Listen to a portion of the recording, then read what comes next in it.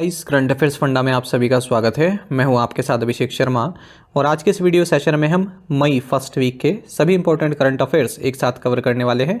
जो भी एस्पिरेंट्स हमारे डेली करंट अफेयर्स नहीं देख पाए हैं वो इस वीडियो के माध्यम से अपने मई फर्स्ट वीक के सभी करंट अफेयर्स एक साथ कवर कर पाएंगे। साथ ही इस सेशन को शुरू करने से पहले आप सभी को बताना चाहूँगा, यदि आप हमारी daily current affairs PDF, weekly PDF, monthly PDF और हर महीने के banking and economic awareness PDF चाहते हैं तो करंट अफेयर्स फंडा का 1 ईयर मेंबरशिप प्लान आप ज्वाइन कर सकते हैं, जिसका लिंक आपको वीडियो के डिस्क्रिप्शन में या फिर फर्स्ट कमेंट में मिल जाएगा। आपको बता दें, इस 1 ईयर मेंबरशिप प्लान के तहत जितना भी हमारा पीडीएफ कंटेंट है वो हम आपको 1 साल तक के लिए प्रोवाइड कराते हैं, जिसे आप डाउनलोड कर सकते हैं, प्रिंट आउट भी निकलवा सकते हैं। इसके लिए चाहे तो आप करंट अफेयर्स फंडा ऐप को यूज़ कर सकते हैं या फिर अपने लैपटॉप या सिस्टम की मदद से वेब लॉगिन भी कर सकते हैं। कोई भी आपका एग्जाम हो, banking, SSC, railway, state PC है, जहां पर भी जनरल अवेयरनेस या करंट अफेयर्स पूछे जाते हैं, सभी एग्जाम्स के लिए हमारा पीडीएफ कंटेंट काफ़ी यूजफुल है। और अब तो आपको इसमें फ्री क्विज भी अवेलेबल करा रहे हैं, इन्हें आप अटैम्प्ट कर सकते हैं। और यदि आप हमारा ये 1 ईयर मेंबरशिप प्लान लेते हैं तो हम आपको कैटेगरी वाइज क्विज प्रोवाइड कराते हैं, जो कि काफ़ी हाई स्टैंडर्ड के होते हैं। तो एक बार अगर आप हमारे करंट अफेयर्स पढ़ लेते हैं, फिर इन क्विज को अटैम्प्ट करते हैं, तो यकीन मानिए आपका करंट अफेयर सेक्शन काफ़ी स्ट्रॉन्ग हो जाएगा और आप करंट अफेयर सेक्शन में काफ़ी डिसेंट स्कोर कर पाएंगे। तो लिंक वीडियो के डिस्क्रिप्शन में या फिर फर्स्ट कमेंट में मिल जाएगा। कोई भी आपका डाउट है हमारे इस कोर्स से संबंधित तो आप प्लीज़ कमेंट बॉक्स में लिखिएगा। चलिए फिर करते हैं शुरुआत इस वीडियो सेशन की। Who was appointed as Pakistan deputy prime minister? Pakistan के उप प्रधानमंत्री के रूप में किसे नियुक्त किया गया? ऑप्शंस आपके सामने हैं और सही आंसर ऑप्शन ए है, इशाक दार। आपको जानना चाहिए कि पाकिस्तान के फॉरेन मिनिस्टर इशाक दार ये पाकिस्तान के नए डिप्टी प्राइम मिनिस्टर अपॉइंट किए गए हैं और इनकी पार्टी है Pakistan Muslim League Nawaz, PMLN party, same party जो पाकिस्तान के प्राइम मिनिस्टर हैं शहबाज शरीफ, इनकी भी है। आपको जानना चाहिए कि मिस्टर इशाक दार ये 4th पाकिस्तानी पॉलिटिशियन बन गए हैं जो कि पाकिस्तान के डिप्टी प्राइम मिनिस्टर बने हैं। सबसे पहले 1971 में पाकिस्तान के पहले डिप्टी PM बने थे Zulfikar Ali Bhutto. When is the international labour day celebrated? अंतर्राष्ट्रीय मजदूर दिवस कब मनाया जाता है? ऑप्शंस आपके सामने हैं। सही आंसर ऑप्शन ए है, May 1। हर साल 1 मई को इंटरनेशनल लेबर डे सेलिब्रेट किया जाता है, इसे मई दिवस भी बोलते हैं। और इंडिया में फर्स्ट लेबर डे 1 मई 1923 को मद्रास में सेलिब्रेट किया गया था। लेबर किसान पार्टी ऑफ हिंदुस्तान द्वारा इसकी शुरुआत की गई। 1 मई को ही महाराष्ट्र डे और गुजरात डे भी सेलिब्रेट किया जाता है, क्योंकि दोनों ही राज्य को जो है स्टेटहुड मिला था 1960 में, जब लिंग्विस्टिक बेसिस पर बॉम्बे स्टेट से इन दोनों राज्यों की जो है स्थापना की गई। India and which country signed an agreement to promote human resource development in the civil service sector? Bharat और किस देश ने सिविल सेवा क्षेत्र में मानव संसाधन विकास को बढ़ावा देने के लिए एक समझौते पर हस्ताक्षर किए? ऑप्शंस आपके सामने हैं। सही आंसर ऑप्शन सी है, कंबोडिया। आपको जानना चाहिए कि department of administrative reforms and public grievances DRPG of India, इन्होंने एक memorandum of understanding MOU sign किया है ministry of civil service of Cambodia के साथ, जिसके तहत ये लोग ह्यूमन रिसर्च डेवलपमेंट को प्रमोट करेंगे सिविल सर्विस सेक्टर में। The agreement will provide an opportunity for the two governments to strengthen and promote bilateral cooperation in the field of human resource development in civil service for the next 5 years. अगर हम बात करते हैं Cambodia की, capital from फे है और currency Cambodian real है। Who has been appointed as the president of the Indian Vaccine Manufacturers Association for 2 years? 2 साल के लिए भारतीय वैक्सीन निर्माता संघ का अध्यक्ष किसे नियुक्त किया गया है? ऑप्शंस आपके सामने है। सही आंसर ऑप्शन बी है, कृष्णा एला।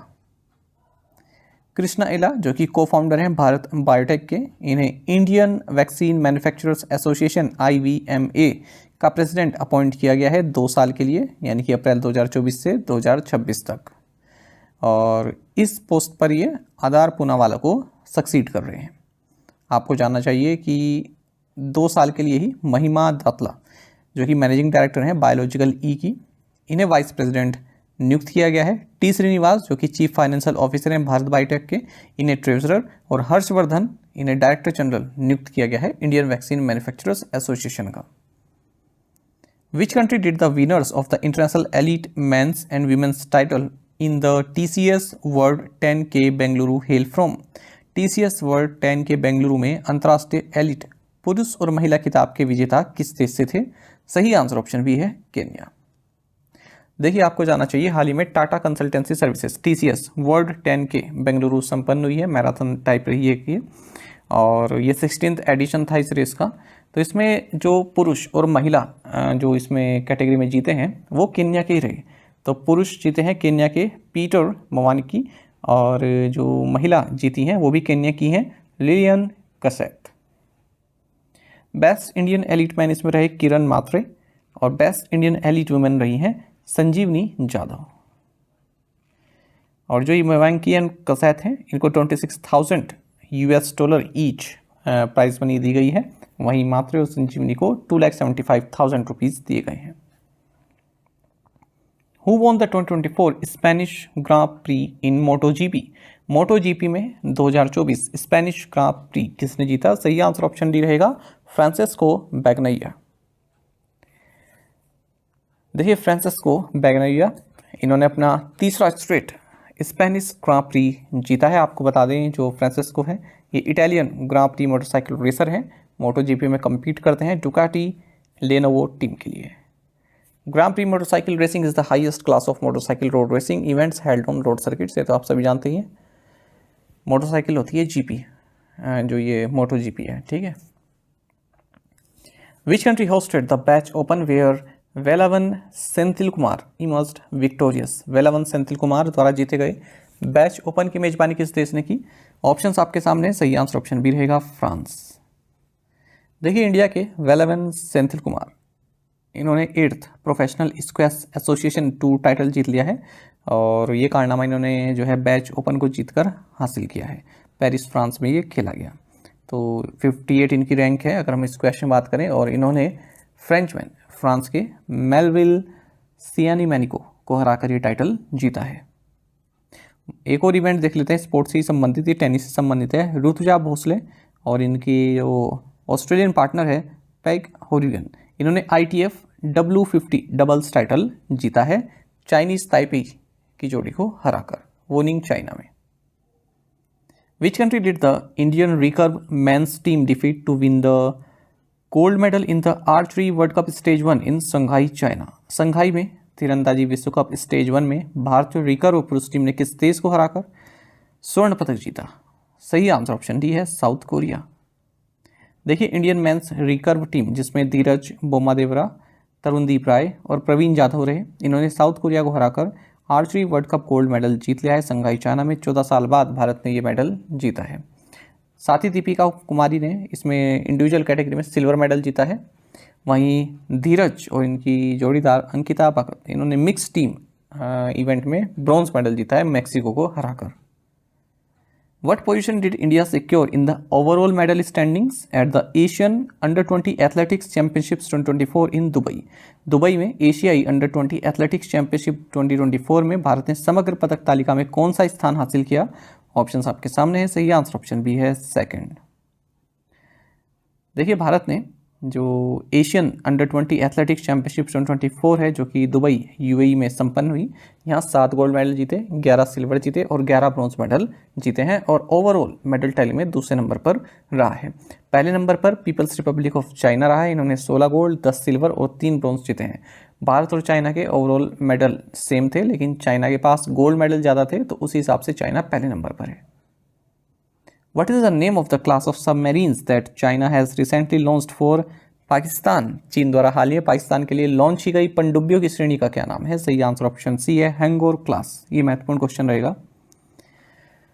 देखिए चाइना ने हाल ही में जो 8 हैंगोर क्लास सबमरीन्स बनाई जा रही है उनमें से पहली को लॉन्च कर दिया है, और ये इसका जो ऑल वेदर एलाई है पाकिस्तान, ठीक है, इसके लिए लॉन्च की गई है। तो ये लॉन्च सेरेमनी संपन्न हुई Wuchang ship building industry groups Shuangliu base में चाइना में। और आपको बता दीजिए टोटल 8 वेसल्स बनाए जा रहे हैं पाकिस्तान के लिए, इनमें से 4 तो वुचांग में बनाए जाएंगे और बाकी के 4 बनाए जाएंगे KS&EW यानी कि Karachi shipyard and engineers work में। Which commodity has the Indian government allowed exports of to 6 neighbouring countries? भारत सरकार ने 6 पड़ोसी देशों को किस उत्पाद के निर्यात की अनुमति दी है? सही आंसर ऑप्शन सी है अनियंस। देखिए सेंट्रल गवर्नमेंट ने 99,500 टन की अनियंस का एक्सपोर्ट अलाउड कर दिया है महाराष्ट्र से खास करके प्रोक्योर किया जाएगा। और 6 जो नेबरिंग कंट्रीज़ है, Bangladesh, UAE, Bhutan, Bahrain, Mauritius and Sri Lanka, यहाँ पर भेजा जाएगा। हालांकि अनियंस के जो एक्सपोर्ट है उस पर अभी बैन लगा हुआ है, फिर भी भारत जो है इन 6 कंट्रीज़ को सेंड कर रहा है। इसके लिए नेशनल कोऑपरेटिव एक्सपोर्ट्स लिमिटेड जो कि ऑनियन को एक्सपोर्ट करती है, ठीक है, ये जो है डोमेस्टिक ऑनियन को एक्सपोर्ट करेगी through e platform at L1 prices. Where was the critical mineral summit held? महत्वपूर्ण खनिज शिखर सम्मेलन कहाँ आयोजित किया गया? सही आंसर ऑप्शन बी है न्यू दिल्ली। आपको जाना चाहिए critical mineral summit enhancing beneficiation and processing capabilities, ये India Habitat Centre New Delhi में संपन्न हुआ है। और इसी दौरान मेमोरेंडम ऑफ अंडरस्टैंडिंग साइन किया गया ministry of mines and Shakti sustainable energy foundation के बीच में। The partnership will focus on providing knowledge support in the field of critical minerals which are crucial for India's economic development, national security and low carbon energy transition. Which Indian naval ship participated in the maritime partnership exercise with the UK Littoral Response Group South? किस भारतीय नौसैनिक जहाज ने UK littoral response group south के साथ समुद्री साझेदारी अभ्यास में भाग लिया? सही आंसर ऑप्शन डी है INS साहेदरी। देखिए इंडियन नेवी का जो इंडिजिनियस स्टेल्थ फ्रिगेट है INS साहेदरी, इसने मैरीटाइम पार्टनरशिप एक्सरसाइज में पार्टिसिपेट किया है रॉयल नेवी, जो इंग्लैंड की रॉयल नेवी है, RFA आर्गस और RFA लैम्बे के साथ। The exercise provided an opportunity for both navies to exchange best practices. This exercise demonstrates the Indian Navy's commitment in strengthening maritime partnership and promotes regional stability. What is the minimum net worth requirement set by the RBI for small finance banks seeking to transition into universal banks? Universal बैंकों में परिवर्तन के इच्छुक लघु वित्त बैंकों के लिए RBI द्वारा निर्धारित आवश्यक न्यूनतम निवल मूल्य कितना है? ऑप्शंस आपके सामने है। सही आंसर ऑप्शन सी है 1000 करोड़ रुपीज़। देखिए रिजर्व बैंक ऑफ इंडिया कुछ गाइडलाइंस के साथ आया है जिसमें बताया गया है कि अगर कोई small finance bank universal bank में जो है ट्रांजिट करना चाहता है, कन्वर्ट होना चाहता है, तो क्या क्या उसको फॉलोअप करना पड़ेगा, तो उसके बारे में हम डिस्कस करेंगे। सबसे पहले इस तरह की जो गाइडलाइन है ना, ये 5 दिसंबर 2019 को इस हेडलाइन से लॉन्च की गई थी, guidelines for on tap licensing of small finance banks in private sector. तो इसी में बात की गई थी अगर कोई small finance bank universal bank में ट्रांजिशन करना चाहता है तो किस प्रकार से करे। इसमें बताया है कि जो भी कन्वर्जन चाहता है यूनिवर्सल बैंक में, ठीक है, एक तो वो जो है केवल स्मॉल फाइनेंस बैंक होना चाहिए, ठीक है, उसके बाद जो मिनिमम नेटवर्थ है वो 1000 करोड़ रुपीज़ की होनी चाहिए और उसका शेड्यूल्ड स्टेटस होना चाहिए, पिछले 5 सालों में उसका सेटिस्फैक्टरी ट्रैक रिकॉर्ड होना चाहिए, gross non performing asset NPA 3% या उससे कम होना चाहिए और नेट NPA 1% या उससे कम होना चाहिए पिछले 2 फाइनेंशियल ईयर्स में। साथ ही जो स्मॉल फाइनेंस बैंक है जो भी इंटरेस्टेड है, ठीक है, कन्वर्जन के लिए, उसका जो नेट प्रॉफिट जो है वो रहा हो पिछले 2 फाइनेंशियल ईयर में और जो कैपिटल एडिक्वेसी नॉर्म्स है उसको उसने पूरी तरह जो है उस पर खरा उतरा हो। साथ ही ये भी कहा है कि स्मॉल फाइनेंस बैंक जो है एक डिटेल रेशनल प्रोवाइड करना चाहेगा कि वो क्यों यूनिवर्सल बैंक में कन्वर्ट होना चाहता है, ठीक है, उसके पीछे क्या लॉजिक है, क्यों ऐसा करना चाहता है। और जो भी बैंक है जिसके पास डाइवर्सिफाइड लोन पोर्टफोलियो है उसको प्रेफर्ड किया जाएगा यूनिवर्सल बैंक के लिए। Which Indian environmental activist will receive the 2024 Goldman environmental prize also known as the green Nobel? किस भारतीय पर्यावरण कार्यकर्ता को 2024 गोल्डमैन पर्यावरण पुरस्कार मिलेगा जिसे ग्रीन नोबेल भी कहा जाता है? ऑप्शंस आपके सामने हैं। सही आंसर ऑप्शन ए है आलोक शुक्ला। देखिए 2024 गोल्डमैन इन्वायरमेंटल प्राइज जिसे ग्रीन नोबेल भी कहा जाता है, ये भारत के आलोक शुक्ला को दिया जाएगा जो कि छत्तीसगढ़ बचाओ आंदोलन के कन्वीनर रहे हैं और हसदेव अरण्य फॉरेस्ट को सेव करना, उसको प्रोटेक्ट करने संबंधी जो भी आंदोलन चला उसमें ये काफ़ी अग्रणी रहे हैं, उसके लीडर रहे हैं। आपको बता दें जो हसदेव अरण्य फॉरेस्ट हैं इन्हें लंग्स ऑफ छत्तीसगढ़ बोला जाता है। तो 2024 में केवल इन्हीं को नहीं मिला है, मतलब जो एशिया है वहाँ से इनको मिला है, आप ऐसा कह सकते हैं। और एग्ज़ाम में मैं आपको बताऊँ क्वेश्चन क्या बनता है, तो क्वेश्चन ये बनता है कि जो आलोक शुक्ला हैं इनको गोल्डमैन इन्वायरमेंट प्राइज़ मिला, इनके अलावा कितने को मिला या फिर ओवरऑल कितने को मिला। तो अगर इनके अलावा पूछेंगे तो इनके अलावा 5 लोगों को मिला। ओवरऑल अगर ये अवार्ड की बात करें तो 6 लोगों को मिला। यहाँ पर नाम भी आप देख सकते हैं, ये साउथ अफ्रीका के हैं, फिर भारत के आ गए, फिर स्पेन, फिर ऑस्ट्रेलिया, फिर यूनाइटेड स्टेट्स और फिर ब्राज़ील। ठीक है, इनके नाम सबके याद करने की जरूरत नहीं है, बस ये याद रखिएगा ओवरऑल 6 को मिला है और आलोक शुक्ला के अलावा 5 को मिला है। गोल्डमैन इन्वायरमेंटल प्राइज़ की बात करें तो जो भी इन्वायरमेंटल एक्टिविस्ट हैं all around from around the world उनको दिया जाता है, जिन्होंने कुछ लीडरशिप दिखाई हो इस तरह के आंदोलन हो या फिर इन्वायरमेंट से संबंधित उनकी अचीवमेंट्स रही हो। इस प्राइज़ की स्थापना 1989 में फिलैंथ्रोपिस्ट रिचर्ड और रोडा गोल्डमैन द्वारा की गई थी, और इसमें जो अवार्ड दिया जाता है, जो अमाउंट अवार्ड है वो $2 लाख का है। Which of the following has become the first city in the world to charge an entry fee for tourists? निम्नलिखित में से कौन पर्यटकों से प्रवेश शुल्क वसूलने वाला दुनिया का पहला शहर बन गया है? ऑप्शंस आपके सामने हैं। सही आंसर ऑप्शन सी है, वेनिस। आपको जाना चाहिए वेनिस फर्स्ट सिटी बन गया है वर्ल्ड में जो कि टूरिस्ट के लिए एंट्री फ़ी चार्ज करेगा। तो इसका मकसद है जो मास टूरिज्म है उसको मैनेज करना, क्योंकि काफ़ी लोग वेनिस जाते हैं और ये केवल जो बिजीएस्ट डेज़ होती हैं टूरिस्ट सीज़न के, ठीक है, उस टाइम लगेगा। तो मकसद क्या है कि जो टूरिस्ट हैं वो उस सीज़न में आए जब ज़्यादा जो है रश ना रहे। तो $5.37 की फ़ी यहाँ पर लगाई जाएगी ट्रायल फेज में। The primary reason for the entry fee is to mitigate the negative impacts of overcrowding on Venice's delicate historical sites and to encourage visitors to choose less congested times for their visits. When is the World Tuna Day celebrated? विश्व tuna दिवस कब मनाया जाता है? सही answer option B है, May 2। Tuna एक fish होती है। देखिए, दिसंबर 2016 को यूनाइटेड नेशन जनरल असेंबली ने ये डिक्लेयर किया कि हम 2 मई को वर्ल्ड टूना डे सेलिब्रेट करेंगे। आपको बता दीजिए टूना फिश है ये ओमेगा 3 में जो है काफ़ी रिच होती है, ओमेगा 3 पाया जाता है इसमें, और मिनरल्स, प्रोटीन्स, विटामिन B12 ये सभी इसमें पाए जाते हैं। Which ICC event has Sana Mir been named as the ambassador for? Sana Mir को किस ICC इवेंट का एम्बेसडर नियुक्त किया गया है? ऑप्शंस आपके सामने हैं। सही आंसर ऑप्शन डी है, ICC women's T20 world cup qualifier. ICC ने सना मीर जो कि पाकिस्तान को रिप्रेजेंट कर चुकी हैं 226 इंटरनेशनल गेम्स में, 137 गेम्स में स्कीपर रह चुकी हैं, इन्हें women's T20 world cup qualifier का एम्बेसडर नियुक्त किया गया है। आपको बता दीजिए 2024 ICC women's T20 world cup है, ये 9th एडिशन होने वाला है इस विमेंस T20 वर्ल्ड कप का, और बांग्लादेश में जो है इसको आयोजित किया जाएगा सितंबर-अक्टूबर के महीने में इसी साल।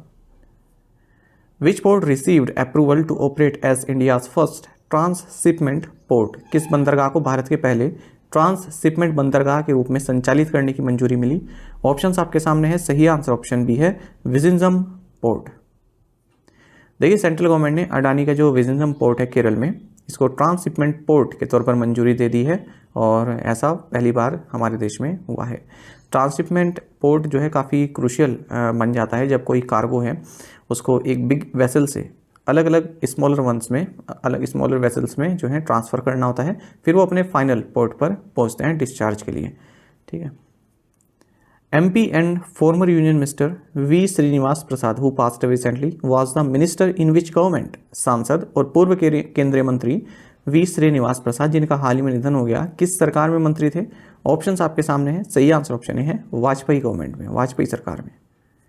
देखिए, BJP MP and former union minister V Srinivas Prasad, इनका हाल ही में निधन हो गया है, और चामराजनगर लोकसभा सीट को 6 टाइम इन्होंने रिप्रेजेंट किया, और नंजांगुड असेंबली में भी जो है ये 2 बार जो है चुनकर गए हैं। ये union minister of state for consumer affairs, food and public distribution रहे हैं अटल बिहारी वाजपेयी गवर्नमेंट में 2004 तक। एक ओबिचुरी और देख लेते हैं, यक्षगना thespian सुब्रमण्य धरेश्वर, ठीक है, जिन्हें भागवता श्रेष्ठ भी बोलते हैं, इनका हाल ही में निधन हो गया है 67 की एज में। What is the estimated GDP growth rate for India for fiscal 25 as projected by the National Institute of Public Finance and Policy NIPFP? National institute of public finance and policy द्वारा अनुमानित वित्त वर्ष 2025 के लिए भारत की अनुमानित GDP वृद्धि दर क्या है? सही आंसर ऑप्शन बी है, 7.1%। देखिए, national institute of public finance and policy NIPFP, इसने कहा है कि इंडिया की जो GDP ग्रोथ है वो 7.1% रहेगी करंट फिस्कल में, फिस्कल 25 में, यानी कि 24-25 में। बाकी हम जानते हैं कि फिस्कल 25 के लिए जो एशियन डेवलपमेंट बैंक है और फिच रेटिंग से इन्होंने 7% बताई हुई है भारतीय ग्रोथ। इंटरनेशनल मॉनेटरी फंड और S&P global ratings, Morgan Stanley, इन्होंने 6.8% बताई हुई है।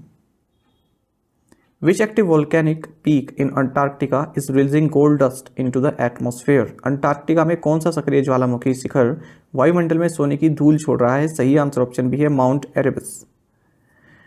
देखिए, national aeronautics and space administration earth observatory की अगर माने तो इन्होंने कहा है कि माउंट एरेबस जो कि एक एक्टिव वोल्केनिक पीक है अंटार्कटिका में, ये गोल्ड डस्ट सोने की धूल जो है रिलीज कर रहा है और भी कई सारे मटेरियल्स रिलीज कर रहा है एटमॉस्फेयर में डेली बेसिस पर। और इसमें अभी तक देखा गया है कि 80 grams of crystallised gold emit किया है इसने हर एक दिन, जिसकी वैल्यू $6000 की है। माउंट एरेबस और डिसेप्शन आइलैंड ये केवल 2 एक्टिव वोल्केनोज हैं। 138 वोल्केनो जो अंटार्कटिका है उनमें से एक्टिव वोल्केनो ये 2 हैं, माउंट एरेबस और Deception Island. Which major energy and chemicals company has signed a 4-year global partnership with FIFA. किस प्रमुख ऊर्जा और रसायन कंपनी ने फीफा के साथ 4 साल की वैश्विक साझेदारी पर हस्ताक्षर किए? सही आंसर ऑप्शन बी है एरामको। देखिए, एरामको जो कि one of the world's leading integrated energy and chemicals company है सऊदी अरब की, इसने 4-year ग्लोबल पार्टनरशिप साइन की है फीफा के साथ। तो फीफा की जो है ये पार्टनर बन गया है। जो भी इवेंट होंगे जैसे FIFA world cup 26, FIFA women's world cup 2027, तो इनके एडवर्टीजमेंट चलेंगे क्योंकि स्पॉन्सरशिप मिल गई है इनको, एरामको को। फीफा की बात करते हैं, हेडक्वार्टर्स ज्यूरिख स्विट्जरलैंड में है और प्रेसिडेंट है Gianni Infantino. What is the maximum prison sentence for engaging in same sex relations in Iraq under the new law. नए कानून के तहत इराक में समलैंगिक संबंधों में शामिल होने पर अधिकतम जेल की सजा कितनी है? सही आंसर ऑप्शन सी है 15 ईयर्स। देखिए, काफ़ी चर्चा में है इराक की जो पार्लियामेंट है, इन्होंने एक बिल पास किया है जिसमें सेम सेक्स रिलेशन को क्रिमिनलाइज कर दिया गया है और लगभग 15 साल की जेल हो सकती है।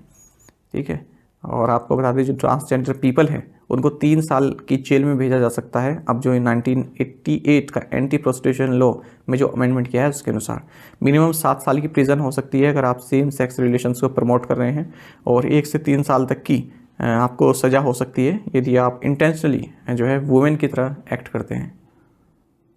इराक की बात करते हैं, कैपिटल बगदाद है, करेंसी है इराकी दिनार।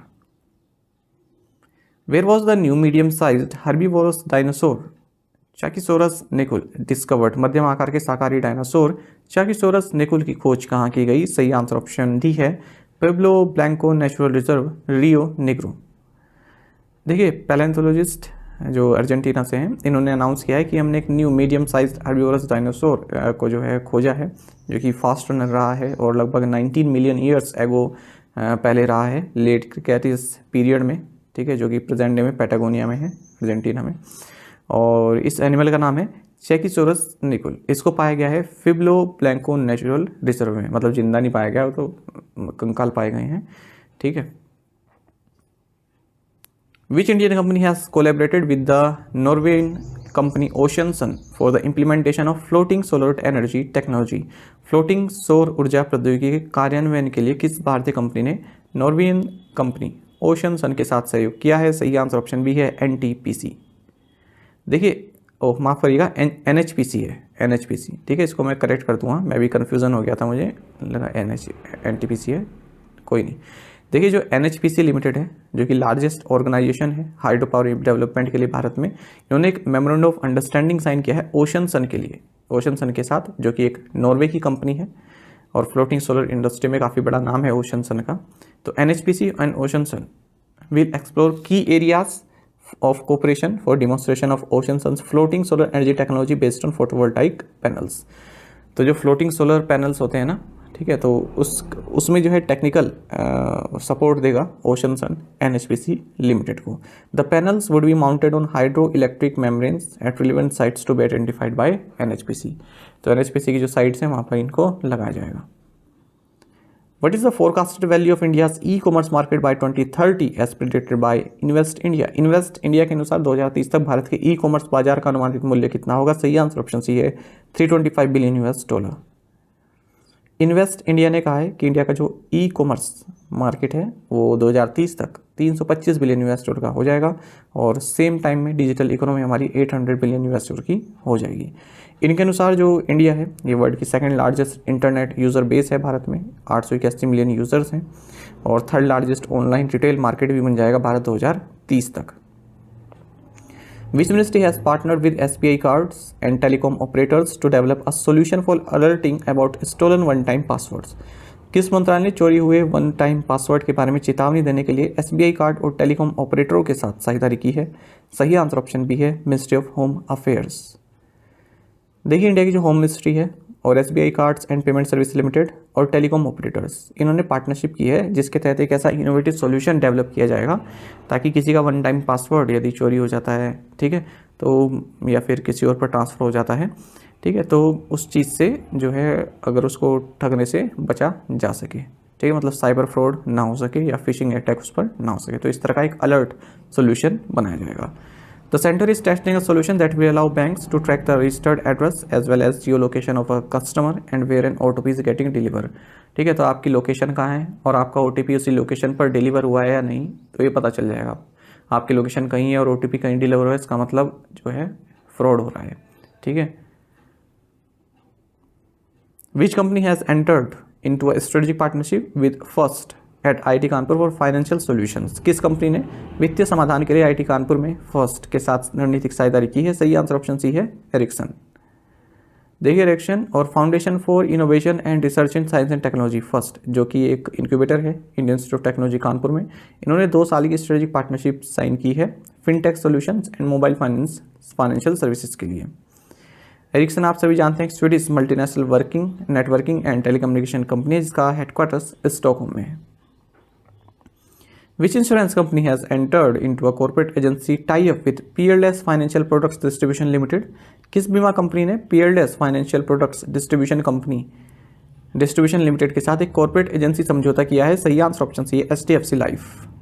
देखिए, HDFC लाइफ जो कि one of India's leading insurer है और Peerless Financial Products Distribution इन्होंने एक कॉर्पोरेट एजेंसी टाई अप किया है जिसके तहत जो ये आपका PFPDL है, ठीक है, ये जो लाइफ इंश्योरेंस प्रोडक्ट्स हैं HDFC लाइफ के, वो अपने कस्टमर्स को ऑफर करेगा। Through this tie up PFPDL would offer financial protections to its customers. The company provides both digital and physical platforms to customer, thereby enabling them to choose their preferred mode of service. HDFC life की बात करें, MD and CEO Vibha Padalkar है और headquarters Mumbai में है। Which small finance bank launched Spont RuPay credit card and secured credit card Nomo? किस लघु वित्त बैंक ने स्पॉन्ट रुपे क्रेडिट कार्ड और secured credit card Nomo launch किया है? सही आंसर ऑप्शन बी है, AU स्मॉल फाइनेंस बैंक। देखिए, जो AU स्मॉल फाइनेंस बैंक है, इसने 2 इनोवेटिव क्रेडिट कार्ड्स लॉन्च किए हैं। एक तो है AU स्पॉन्ट रुपे क्रेडिट कार्ड और दूसरा है सिक्योर्ड क्रेडिट कार्ड नोमो, यानी कि नो मिसिंग आउट, और NPCI और वीज़ा के साथ मिलकर लॉन्च किया है। NPCI के साथ मिलकर लॉन्च किया है AU स्पॉन्ट रुपे क्रेडिट कार्ड और वीज़ा के साथ मिलकर लॉन्च किया है सिक्योर्ड क्रेडिट कार्ड NOMO। और भी कई सारे इनिशिएटिव लिए हैं, जैसे AU 0101 बिजनेस ऐप लॉन्च किया है और ATM इंश्योरेंस लॉन्च किया है। पहली बार इंडियन बैंकिंग इंडस्ट्री में लॉन्च किया गया है। आप इंश्योरेंस ले सकते हैं ATM के माध्यम से, अपने डेबिट कार्ड के माध्यम से ही। और इन्होंने व्हाट्सएप इंश्योरेंस भी लॉन्च किया है। What is the theme of World Press Freedom Day 2024? विश्व प्रेस स्वतंत्रता दिवस 2024 का विषय क्या है? ऑप्शंस आपके सामने हैं और सही आंसर ऑप्शन डी है, a press for the planet, journalism in the face of the environmental crisis. आपको जानना चाहिए कि हर साल 3 मई को world press freedom day observe किया जाता है। 2024 में वर्ल्ड प्रेस फ्रीडम डे का थीम रहेगा a press for the planet, journalism in the face of the environmental crisis. आपको जानना चाहिए 3 मई को ही जो विंडोक डिक्लेरेशन है, इसकी एनिवर्सरी भी होती है। ये एक प्रेस की फ्रीडम से संबंधित डिक्लेरेशन था जो कि 1991 में विंडोक नामीबिया में साइन किया गया था। Which country recently tested supersonic missile assisted release of torpedo smart system? हाल ही में किस देश ने supersonic missile assisted release of torpedo smart प्रणाली का परीक्षण किया? सही आंसर ऑप्शन बी है, इंडिया। आपको जानना चाहिए supersonic missile assisted release of torpedo यानी कि स्मार्ट सिस्टम, इसे हाल ही में टेस्ट किया गया है doctor APJ Abdul Kalam Island off the coast of Orissa में। ये एक next generation missile based light weight torpedo deliver system है जिसे डेवलप और डिज़ाइन किया है defence research and development organisation यानी कि DRDO ने। तो इससे क्या होगा, जो इंडियन नेवी की एंटी सबमरीन वारफेयर कैपेबिलिटी है वो इन्हेंस होगी। अच्छा, एक और डिफेंस से संबंधित करंट अफेयर जान लीजिए। हाल ही में एक्चुअली में एम्यूनिशन कम टॉर्पेडो कम मिसाइल बार्ज LSAM-20, ठीक है, इसको भी लॉन्च किया गया है आपको बता दें इस तरह के 11 जो एम्यूनिशन कम टॉर्पीडो कम मिसाइल बार्ज हैं ये बनने हैं, ठीक है। तो उस श्रेणी का ये 6th है और इसको बनाया है सूर्यदीप्ता प्रोजेक्ट्स प्राइवेट लिमिटेड थाने ने इंडियन नेवी के लिए। तो इसे हाल ही में लॉन्च किया गया है। What was the total gross goods and services tax collection in India for the month of April 2024? अप्रैल 2024 के लिए भारत में कुल सकल वस्तु और सेवा कर यानी कि जीएसटी संग्रह कितना था? सही आंसर ऑप्शन डी है 2.10 लाख करोड़। देखिए जो gross goods and services tax collection है यानी कि जीएसटी कलेक्शन है अप्रैल के महीने में ये अब तक का सबसे हाईएस्ट रहा है। 2.10 लाख करोड़ रुपीस ये पहुंच गया है। ईयर ऑन ईयर देखें तो 12.4% ही ग्रोथ देखने को मिली है, क्योंकि जो डोमेस्टिक ट्रांजैक्शन है उसमें भी 13.4% का इंक्रीज देखने को मिला और इंपोर्ट में भी 8.3% इंक्रीज देखने के लिए मिला है। रिफंड्स को एडजस्ट करने के बाद नेट जो जीएसटी रेवेन्यू है अप्रैल 2024 के लिए 1.92 लाख करोड़ रुपीस रहा है, यानी कि 15.5% ग्रोथ देखी गई है। बाकी तो वही है, सीजीएसटी 43,846 करोड़ है और एसजीएसटी 53,538 करोड़ रुपए है। वहीं आईजीएसटी 99,923 करोड़ रुपए है। Where did the 6th Asian Carom Championships take place, where India won both men and women titles? छठी एशियाई कैरम चैंपियनशिप कहाँ हुई जहां भारत ने पुरुष और महिला दोनों खिताब जीते? सही आंसर ऑप्शन डी है मालदीव्स। देखिए इंडियन टीम ने men's and women's team championship जीत ली है 6th एशियन कैरम चैंपियनशिप जो कि मालदीव्स में हुई है। तो मेंस टीम ने तो मालदीव्स को हराया 3-0 से फाइनल में और वहीं विमेन टीम ने श्रीलंका को हराया है 3-0 से ही। विच क्लब वॉन 2023-24 लीग 1 टाइटल? किस क्लब ने 2023-24 लीग 1 खिताब जीता? सही आंसर ऑप्शन डी है पेरिस सेंट जर्मेन। 2023-24 लीग 1 जिसे लीग 1 ओवर ईट्स भी कहते हैं, ठीक है, स्पॉन्सरशिप है क्योंकि इसके पास। तो ये 86th सीजन था इस लीग 1 का, जो कि एक फ्रांस की प्रीमियर फुटबॉल कंपटीशन होता है। तो Paris Saint Germain football club जो है इसका चैंपियन बन जाएगा, ये कंफर्म हो चुका है इस 2023-24 सीजन का और ये इसका 12th टाइटल रहेगा। और ये इसलिए हुआ क्योंकि जो इसका क्लोजेस्ट राइवल था मोनाको, ये हाल ही में लियोन से हार गया है। What was the event where India's Sarvanika A won a gold and a silver medal recently? हाल ही में किस प्रतियोगिता में भारत की सर्वानिका एएस ने एक स्वर्ण और एक रजत पदक जीता? सही आंसर ऑप्शन बी है world cadets rapid and Blitz girls under 10 championship. देखिए 8 साल की सर्वानिका एएस इन्होंने गोल्ड मेडल जीता है अंडर 10 गर्ल्स कैटेगरी में रैपिड इवेंट में और सिल्वर मेडल जीता है ब्लिट्स इवेंट में। 2 अलग अलग इवेंट थे अंडर 10 कैटेगरी में, एक तो था रैपिड इवेंट, दूसरा था ब्लिट्स इवेंट। और दिवित रेड्डी अदुला इन्होंने गोल्ड मेडल जीता है world cadet rapid under 8 open category में, साथ ही ब्रॉन्ज मेडल जीता है इन्होंने अंडर 8 ओपन ब्लिट्स कैटेगरी में। आपको जानना चाहिए जो ये world rapid and blitz cadet chess championship 2024 थी, ये जो आयोजित की गई ये दुरेस अल्बानिया में आयोजित की गई। Where will the 2025 world junior badminton championships be held? 2025 विश्व जूनियर बैडमिंटन चैंपियनशिप कहाँ आयोजित की जाएगी? सही आंसर ऑप्शन बी है गुवाहाटी।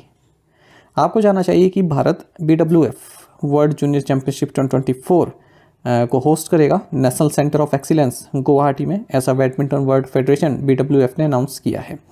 जो 2025 में भारत इसको होस्ट करेगा, ठीक है। लास्ट टाइम भारत ने 2008 में किया था पुणे में, तो उसके बाद अब कर रहा है भारत।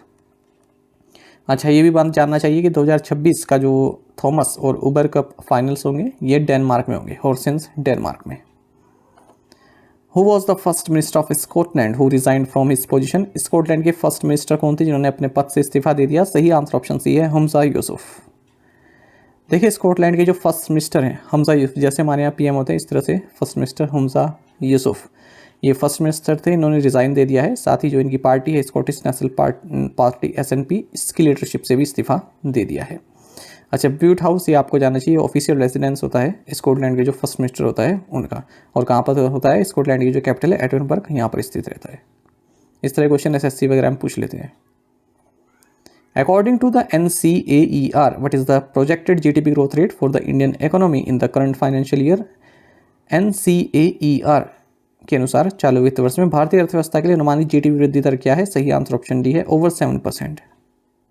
देखिए इंडियन इकोनॉमी 7% से ज़्यादा के रेट पर जो है ग्रो कर सकती है, ऐसा national council of applied economic research NCAER ने कहा है। इंटरनेशनल मॉनेटरी फंड ने इस महीने के पहले शुरुआत में बता दिया था कि जो इंडिया की 2024-25 ग्रोथ फोरकास्ट है वो 6.10% रहेगी, पहले 6.5% बताई थी। और गवर्नमेंट की अगर हम माने तो हमारी जो इकोनॉमी है फिस्कल 24 में यानी कि 23-24 में 7.6% से ग्रो की है। और जो latest world economic outlook launch किया गया IMF के द्वारा, उसमें इन्होंने बताया है कि जो ग्लोबल ग्रोथ रहने वाली है 2024-25 में 3.2% रहने वाली है। Which bank has Tata Motors tied up with for commercial vehicle finance? Tata Motors ने वाणिज्यिक वाहन वित्त के लिए किस बैंक के साथ समझौता किया है? सही आंसर ऑप्शन डी है साउथ इंडियन बैंक। देखिए जो टाटा मोटर्स है इसने साउथ इंडियन बैंक के साथ टाई अप किया है ताकि फाइनेंस की सुविधा प्रोवाइड की जा सके जो भी कस्टमर्स हैं या डीलर्स हैं। As part of the memorandum of understanding, South Indian Bank will offer financing solutions across the auto majors entire commercial vehicle portfolio. South Indian Bank की बात करते हैं, COPR शेषाद्री है, हेडक्वार्टर्स त्रिशूर केलर में है, टैगलाइन है experience next generation banking. This city will host the 46th Antarctic Treaty Consultative Meeting and 26th meeting of the Committee for Environmental Protection. कौन सा शहर 46वीं अंटार्कटिक संधि सलाहकार बैठक और पर्यावरण संरक्षण समिति की 26वीं बैठक की मेजबानी करेगा? सही आंसर ऑप्शन है कोची। देखिए ministry of earth sciences government of India, national centre for polar and ocean research की सहायता से 46th Antarctic treaty consultative meeting ATCM 46 और 26th meeting of committee for environmental protection या फिर CEP 26 इसको 20 से 30 मई के बीच में कोची केरल में जो है आयोजित करने वाले हैं। अगर हम अंटार्कटिक ट्रीटी की बात करें 1959 में साइन किया गया, 1961 में ये लागू हुई और इसका मकसद रहा कि अंटार्कटिक को ऐसा रीजन एक बनाना ताकि पीसफुल पर्पस के लिए इसको यूज़ किया जा सके, साइंटिफिक कोऑपरेशन किया जा सके, इन्वायरमेंटल प्रोटेक्शन यहाँ पर की जा सके। और 56 कंट्रीज़ फिलहाल इसकी पार्टी हैं यानी कि मेंबर हैं। अगर हम CEP की बात करते हैं कमेटी फॉर इन्वायरमेंटल प्रोटेक्शन की, तो इसको जो है 1991 में इस्टेब्लिश किया गया था और ये जो कमेटी है ये एडवाइस करती है इसको, जो अंटार्कटिक ट्रीटी कंसल्टेटिव मीटिंग है इसको एडवाइस करती है इन्वायरमेंटल प्रोटेक्शन और अंटार्कटिक कंजर्वेशन से संबंधित इश्यूज़ पर। भारत जो है अंटार्कटिक ट्रीटी में जो है कंसल्टेटिव पार्टी रह चुका है 1983 से। इंडिया का जो फर्स्ट अंटार्कटिक रिसर्च स्टेशन है इसका नाम दक्षिण गंगोत्री है, आप सभी जानते हैं 1983 में इसकी स्थापना हुई थी। और भारत फिलहाल 2 जो है रिसर्च स्टेशन अपने ऑपरेट करता है अंटार्कटिका में, एक तो है मैत्री 1989 से, दूसरा है भारती 2012 से। जो परमानेंट रिसर्च स्टेशंस हैं हमारे, ठीक है, जो हम इंडियन साइंटिस्ट जो अंटार्कटिका में जो ऑब्जर्वेशन वगैरह करते रहते हैं, एक्सपीडिशन करते रहते हैं, 1981 से ही चालू है। 2022 में भारत ने जो है अंटार्कटिक एक्ट को भी इनेक्ट किया है। What is India's rank on the World Press Freedom Index released by Reporters Without Borders? Reporters Without Borders द्वारा जारी विश्व प्रेस स्वतंत्रता सूचकांक में भारत का स्थान क्या है? ऑप्शंस आपके सामने हैं। सही आंसर ऑप्शन सी है 159।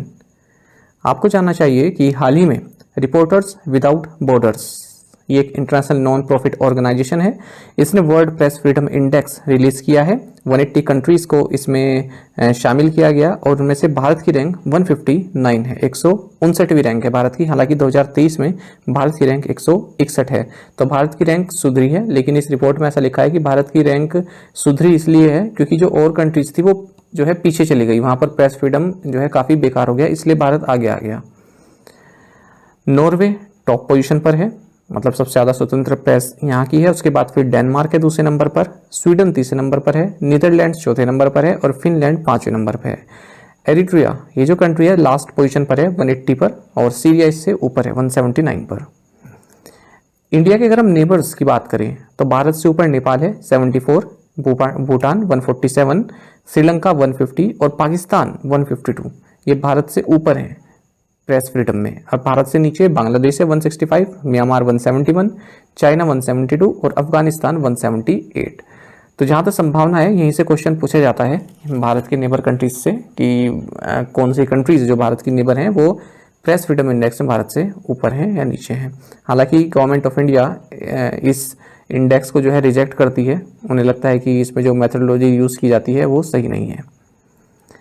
इसमें ये बताया गया है कि जो एशिया पैसिफिक रीजन है यहाँ पर जो प्रेस फ्रीडम की सिचुएशन है ये काफ़ी वर्ष हो गई है और 32 में से 26 कंट्रीज़ का जो स्कोर है वो इस 2024 वर्ल्ड प्रेस फ्रीडम इंडेक्स में नीचे ही आया है। और आप राइट हैंड साइड पर ये टॉप 10 कंट्रीज़ भी देख सकते हैं। तो एशिया की कोई भी कंट्री नहीं है इसमें टॉप 10 में, ज़्यादातर यूरोप की कंट्रीज़ हैं। Who took charge as the 39th vice chief of the Indian navy? भारतीय नौसेना के 39वें उप प्रमुख के रूप में किसने कार्यभार संभाला? सही आंसर ऑप्शन बी है कृष्णा स्वामीनाथन। आपको जानना चाहिए कि वाइस एडमिरल कृष्णा स्वामीनाथन ये 39th vice chief of the Indian navy बने। इससे पहले चीफ ऑफ पर्सनल के तौर पर सर्व कर रहे थे। और एक और अपॉइंटमेंट आपको जानना चाहिए इंडियन एयरफोर्स में, एयर मार्शल नागेश कपूर ये air officer commanding in chief training command of the Indian air force बन गए हैं बेंगलुरु में। What is Paul Auster who passed recently best known for writing? Paul Auster जिनका हाल ही में निधन हो गया, किस लेखन के लिए जाने जाते हैं? सही आंसर ऑप्शन सी है द न्यूयॉर्क ट्रायलॉजी। देखिए पॉल ऑस्टर जो कि एक अमेरिकन ऑथर रहे और द न्यूयॉर्क ट्रायलॉजी इसके लेखन के लिए जाने जाते थे और 77 की एज में इनका निधन हो गया। अदर ऑबिचुरीज देख लेते हैं। Indian playback singer Uma Ramanan जिन्होंने कि काफ़ी सारे गाने गाए हैं तमिल में, इनका निधन हो गया 72 की एज में। जाने माने journalist, publisher and editor of daily Hindi मिलाप विनय वीर, इनका भी निधन हो गया 72 की एज में। National secretary of the communist party of India CPI Atul Kumar अंजान, इनका भी निधन हो गया है 70 की एज में। What is the OECD's revised growth forecast for India in the 2024-25 fiscal year? 2024-25 वित्तीय वर्ष में भारत के लिए OECD का संशोधित विकास पूर्वानुमान क्या है? सही आंसर ऑप्शन डी है 6.6%। देखिए organisation for economic cooperation and development यानी कि OECD, इन्होंने जो ग्रोथ फोरकास्ट है भारत की 2024-25 के लिए वो 6.6% बताए हैं। और ये भी कहा है कि अगर हम ग्लोबली फोरकास्ट देखें तो जीडीपी ग्रोथ जो है 3.1% रहेगी 2024 में, ठीक है, और 2025 में 3.2% रहेगी। 2023 में भी 3.1%, 2024 में 3.1%, 2025 में 3.2%। OECD की बात करते हैं, हेडक्वार्टर्स पेरिस फ्रांस में है, स्थापना 1961 में हुई थी। Who was named the Football Writers Association's Men's Player of the Year for the 2023-24 season? 2023-24 season के लिए फुटबॉल राइटर्स एसोसिएशन का वर्ल्ड का सर्वश्रेष्ठ पुरुष खिलाड़ी किसे नामित किया गया? सही आंसर ऑप्शन बी है फिल फोडेन। देखिए मैनचेस्टर सिटी के मिडफील्डर फिल फोडेन, इनको फुटबॉल राइटर्स एसोसिएशन का men's player of the year award दिया गया है। वहीं मैनचेस्टर सिटी की फॉरवर्ड खिलाड़ी खादिजा सॉ, इन्हें विमेंस अवार्ड दिया गया है। आपको बता दें जो फिलिप फोडेन है ये इंग्लिश प्रोफेशनल फुटबॉलर हैं, इंग्लैंड से हैं, मैनचेस्टर सिटी के लिए खेलते हैं, इंग्लैंड नेशनल टीम के लिए भी खेलते हैं। और अगर हम बात करें खादिजा मोनिफा बनी शॉ की, तो ये जमैका की प्रोफेशनल फुटबॉलर हैं, जमैका की नेशनल टीम के लिए खेलती हैं और मैनचेस्टर सिटी के लिए भी खेलती हैं।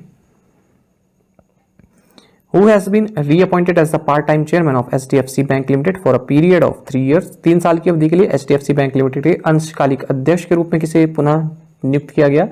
सही आंसर ऑप्शन सी है अतनु चक्रवर्ती। देखिए रिजर्व बैंक ऑफ इंडिया ने अतनु चक्रवर्ती की अपॉइंटमेंट को अप्रूव कर दिया है HDFC bank limited part time chairman के तौर पर, ठीक है। 3 साल के लिए अपॉइंटमेंट रहेगी 2027 तक। HDFC बैंक की बात करें, CEO शशिधर जगदीशन है, हेडक्वार्टर्स मुंबई में है और टैगलाइन है we understand your world. Which bank has become the first US bank to fail in 2024? कौन सा बैंक 2024 में विफल होने वाला पहला अमेरिकी बैंक बन गया है? सही आंसर ऑप्शन डी है रिपब्लिक फर्स्ट बैंक। देखिए जो रिपब्लिक फर्स्ट बैंक है, जिसे रिपब्लिक बैंक भी आप कह सकते हैं, ये Pennsylvania department of banking and securities द्वारा इसको बंद कर दिया गया है और federal deposit insurance corporation FDIC को इसका रिसीवर अपॉइंट किया गया है। तो Republic bank first US bank बन गया है इस साल जो फेल हुआ है 2024 में, और 2023 में जो है लास्ट टाइम जो बैंक फेल हुआ था वो सिटीजन्स बैंक सैक सिटी था। डिपॉजिटर को प्रोटेक्ट करने के लिए जो FDIC है यानी कि फेडरल डिपॉजिट इंश्योरेंस कॉर्पोरेशन, ठीक है, इसने एग्रीमेंट साइन किया है फुलटन बैंक के साथ, national association of Lancaster Pennsylvania के साथ, ठीक है। जो भी डिपॉजिट वगैरह है, जो भी डिपॉजिटर हैं, ठीक है, उनको वापस दे दिया जाएगा जितना भी इंश्योर्ड रहता है, जैसे हमारे इंश्योर्ड रहता है बैंक में। What type of licence did Groww and Worldline e payments receive from the Reserve bank of India? Groww और वर्ल्ड लाइन ई पेमेंट्स को भारतीय रिजर्व बैंक से किस प्रकार का लाइसेंस प्राप्त हुआ? सही आंसर ऑप्शन डी है license to operate as the online payment aggregators. देखिए, वेल्थ मैनेजमेंट प्लेटफॉर्म ग्रो और digital payment processing company Worldline e payments, इन्हें रिजर्व बैंक ऑफ इंडिया से लाइसेंस प्राप्त हो गया है कि ये पेमेंट एग्रीगेटर के तौर पर कार्य कर सकते हैं। तो अब ये जो है O Pay U, Razorpay, Cashfree, Mswipe, just Pay, Amazon Pay, Zoho, Google Pay, Tata पे, इनकी लिस्ट में आ गए हैं जिन्हें पेमेंट एग्रीगेटर का के तौर पर जो है अब लाइसेंस दिया जा चुका है। पेमेंट एग्रीगेटर आपको मैंने कई बार बताया थर्ड पार्टी सर्विस प्रोवाइडर होते हैं और कस्टमर्स यहाँ पर पेमेंट्स ऑनलाइन जो है एक्सेप्ट कर सकते हैं या फिर दे सकते हैं, जैसे कि डेबिट कार्ड्स के थ्रू, क्रेडिट कार्ड्स के थ्रू, कार्डलेस EMI दे सकते हैं, UPI बैंक ट्रांसफ़र कर सकते हैं, ई वॉलेट्स, ई मैंडेट्स, और इवन आप अपनी जो है ट्रांजैक्शन डिटेल्स भी निकाल सकते हैं। ठीक है, आपने देखा होगा कि जैसे हम ATM से निकालते हैं ना पिछले कुछ समय की ट्रांजैक्शन डिटेल, वो भी आप इसमें स्लिप निकाल सकते हैं, मतलब स्लिप आ जाती है डिजिटली आपके पास, क्या क्या ट्रांजैक्शन आपकी पिछले महीने भर की हुई है। रिजर्व बैंक ऑफ इंडिया ने ये जो पेमेंट एग्रीगेटर का जो पूरा मामला है, ये payment and settlement system act 2007 के तहत शुरू किया था। मार्च 2020 में गाइडलाइंस जारी की गई थी इससे संबंधित। What is the new name adopted by the United Nations Conference on Trade and Development UNCTAD as part of its 60th anniversary rebranding? व्यापार और विकास पर संयुक्त राष्ट्र सम्मेलन द्वारा अपनी 60वीं वर्षगांठ की रिब्रांडिंग के तहत अपनाया गया नया नाम क्या है? सही आंसर ऑप्शन बी है, UN ट्रेड एंड डेवलपमेंट। देखिए, United Nations conference on trade and development, जिसे हम UNCTAD अब तक बोलते थे, तो इसने अपनी 60th एनिवर्सरी के मौके पर अपना नया नाम रखा है UN trade and development. This strategic move underscores the organization's commitment to greater impact with a new, clear visual identity, aiming to better reflect its work and values, aiming to amplify its global voice on behalf of developing countries. अगर हम इसकी बात करें agency की, तो headquarter इसका Geneva, Switzerland में। Which bank has partnered with financial services provider ANQ to unveil two co-branded credit cards P and FI? किस बैंक ने दो सह branded credit card pi and fee launch करने के लिए वित्तीय सेवा प्रदाता ANQ के साथ साझेदारी की है? सही answer option A, yes bank है। यस बैंक ने Bengaluru based financial services provider ANQ के साथ मिलकर दो को ब्रांडेड क्रेडिट कार्ड्स लॉन्च किए, जिसका नाम है Pi and Fi. The strategic partnership aims to bridge the gap between traditional banking and the fintech industry, offering innovative solutions to meet evolving consumer needs. Yes Bank की बात करते हैं, CEO प्रशांत कुमार है, headquarters Mumbai में है। टैगलाइन है लाइफ को बनाओ रीच, या फिर एक्सपीरियंस अवर एक्सपर्टीज। ये लेटेस्ट है जो लाइफ को बनाओ रीच है। India and which country have agreed to enhance collaboration in defence industry and maritime security? Bharat और कौन सा देश रक्षा उद्योग और समुद्री सुरक्षा में सहयोग बढ़ाने पर सहमत हुए हैं? सही आंसर ऑप्शन सी है, इंडोनेशिया। देखिए, इंडिया एंड इंडोनेशिया ये डिफेंस इंडस्ट्री, मैरीटाइम सिक्योरिटी और मल्टीलेटरल कोऑपरेशन, इसमें जो है कोलैबोरेशन करने के लिए जो है सहमत हुए हैं। ठीक है, 7th India Indonesia joint defence cooperation meeting हाल ही में संपन्न हुई नई दिल्ली में, उसमें।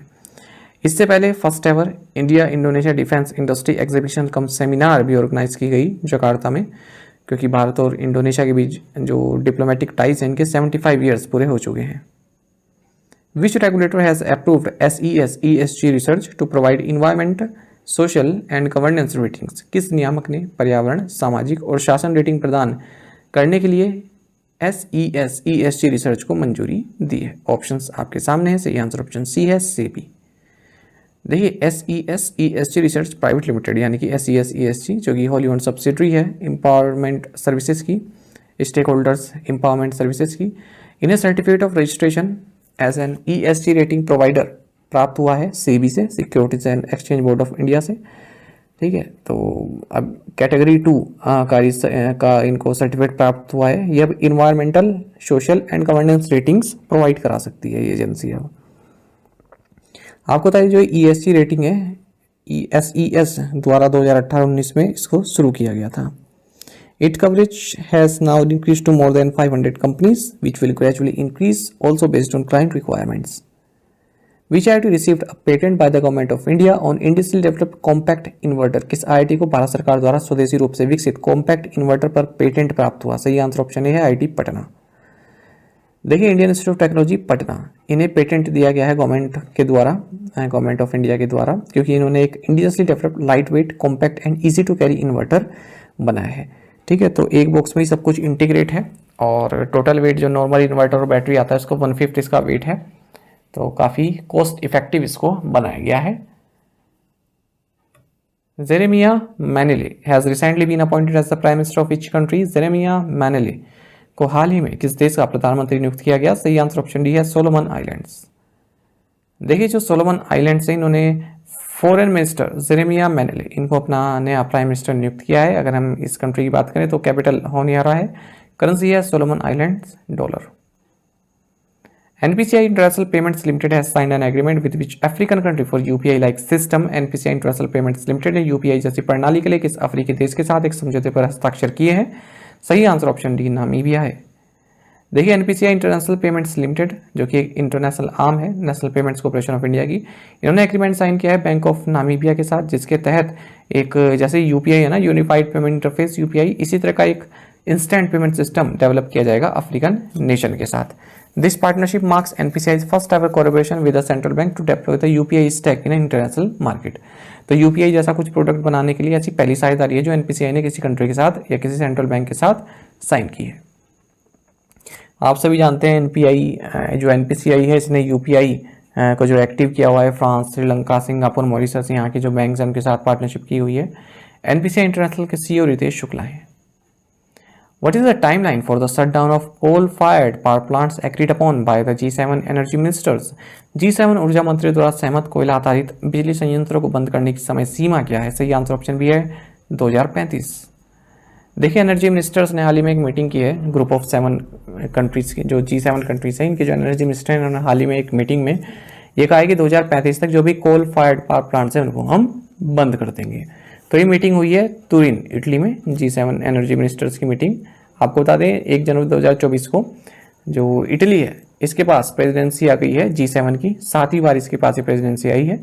G7 आप जानते हैं Italy, Canada, France, Germany, Japan, UK और यूएस से मिलकर बना है। What rare side effect has AstraZeneca admitted its COVID-19 vaccine can cause? AstraZeneca ने स्वीकार किया है कि उसकी कोविड-19 वैक्सीन किस दुर्लभ दुष्प्रभाव का कारण बन सकती है? सही आंसर ऑप्शन डी है blood clotting and low platelet count. देखिए जो यूके की फार्मास्यूटिकल कंपनी है एस्ट्राजेनेका, इन्होंने एडमिट किया है इनकी जो कोविड-19 वैक्सीन है इसके रेयर साइड इफेक्ट हैं जिसे thrombosis with thrombocytopenia syndrome TTS के नाम से जाना जाता है। तो कई सारे एलिगेशन इस पर लगे हैं कि लोगों की डेथ हो रही है और जो हेल्थ है वो डिटेरियोरेट हो रही है इस वैक्सीन को लगाने के बाद। इस वैक्सीन को कोविशील्ड बोला जाता है भारत में, आप सभी जानते हैं। एस्ट्राजेनेका और ऑक्सफोर्ड यूनिवर्सिटी द्वारा इसको बनाया गया है और सीरम इंस्टीट्यूट ऑफ इंडिया द्वारा इसका प्रोडक्शन किया गया, भारत में कोविशील्ड के नाम से मिली, ठीक है। और TTS की अगर हम इस बात करते हैं, जो ये थ्रोम्बोसिस विद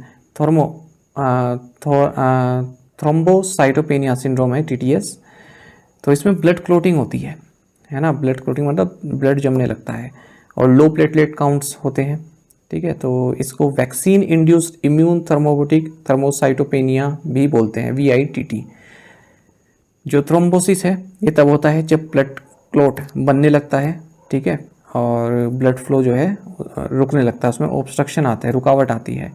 और थ्रोम्बोसाइटोपेनिया का मतलब क्या है, जो आपकी प्लेटलेट्स हैं, ठीक है, वो गिरने लगती हैं। What is the theme for World asthma day 2024? विश्व अस्थमा दिवस 2024 का विषय क्या है? ऑप्शंस आपके सामने हैं। सही आंसर ऑप्शन डी है अस्थमा एजुकेशन इम्पावर्स। आपको जानना चाहिए कि वर्ल्ड अस्थमा डे ये मई के महीने में जो फर्स्ट ट्यूसडे आता है, पहला मंगलवार आता है, उस दिन ऑब्जर्व किया जाता है। और global initiative for asthma GINA जो है इसको ऑर्गेनाइज करता है। इस बार ये 7 मई को जो है आयोजित किया जा रहा है। आपको बता दें इसका थीम जो रहेगा 2024 में ये है अस्थमा एजुकेशन इम्पावर्स। साथ ही आपको ये भी जानना चाहिए 7 मई को ही वर्ल्ड एथलेटिक्स डे भी मनाया जा रहा है international amateur athletic federation IAAF के द्वारा। Who has been announced as the winner of the 9th edition of the Oxford Bookstore book cover prize? Oxford Bookstore book cover पुरस्कार के 9वें संस्करण के विजेता के रूप में किसे घोषित किया गया? सही आंसर ऑप्शन बी है भावी मेहता।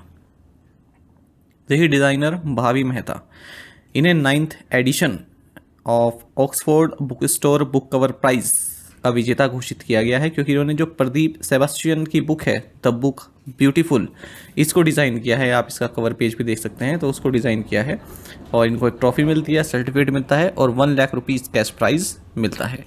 ये जो अवार्ड है 2022 में इसको इंस्टीट्यूट किया गया था और Oxford book stores and visual arts gallery द्वारा ये दिया जाता है।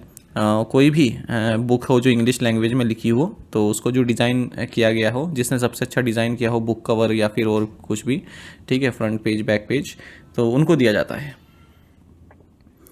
Who are the 2 new members appointed to the National Statistical Commission NSC? राष्ट्रीय सांख्यिकी आयोग में नियुक्त 2 नए सदस्य कौन हैं? सही आंसर ऑप्शन ए है ए गणेश कुमार एंड देबाशीष कुंडू।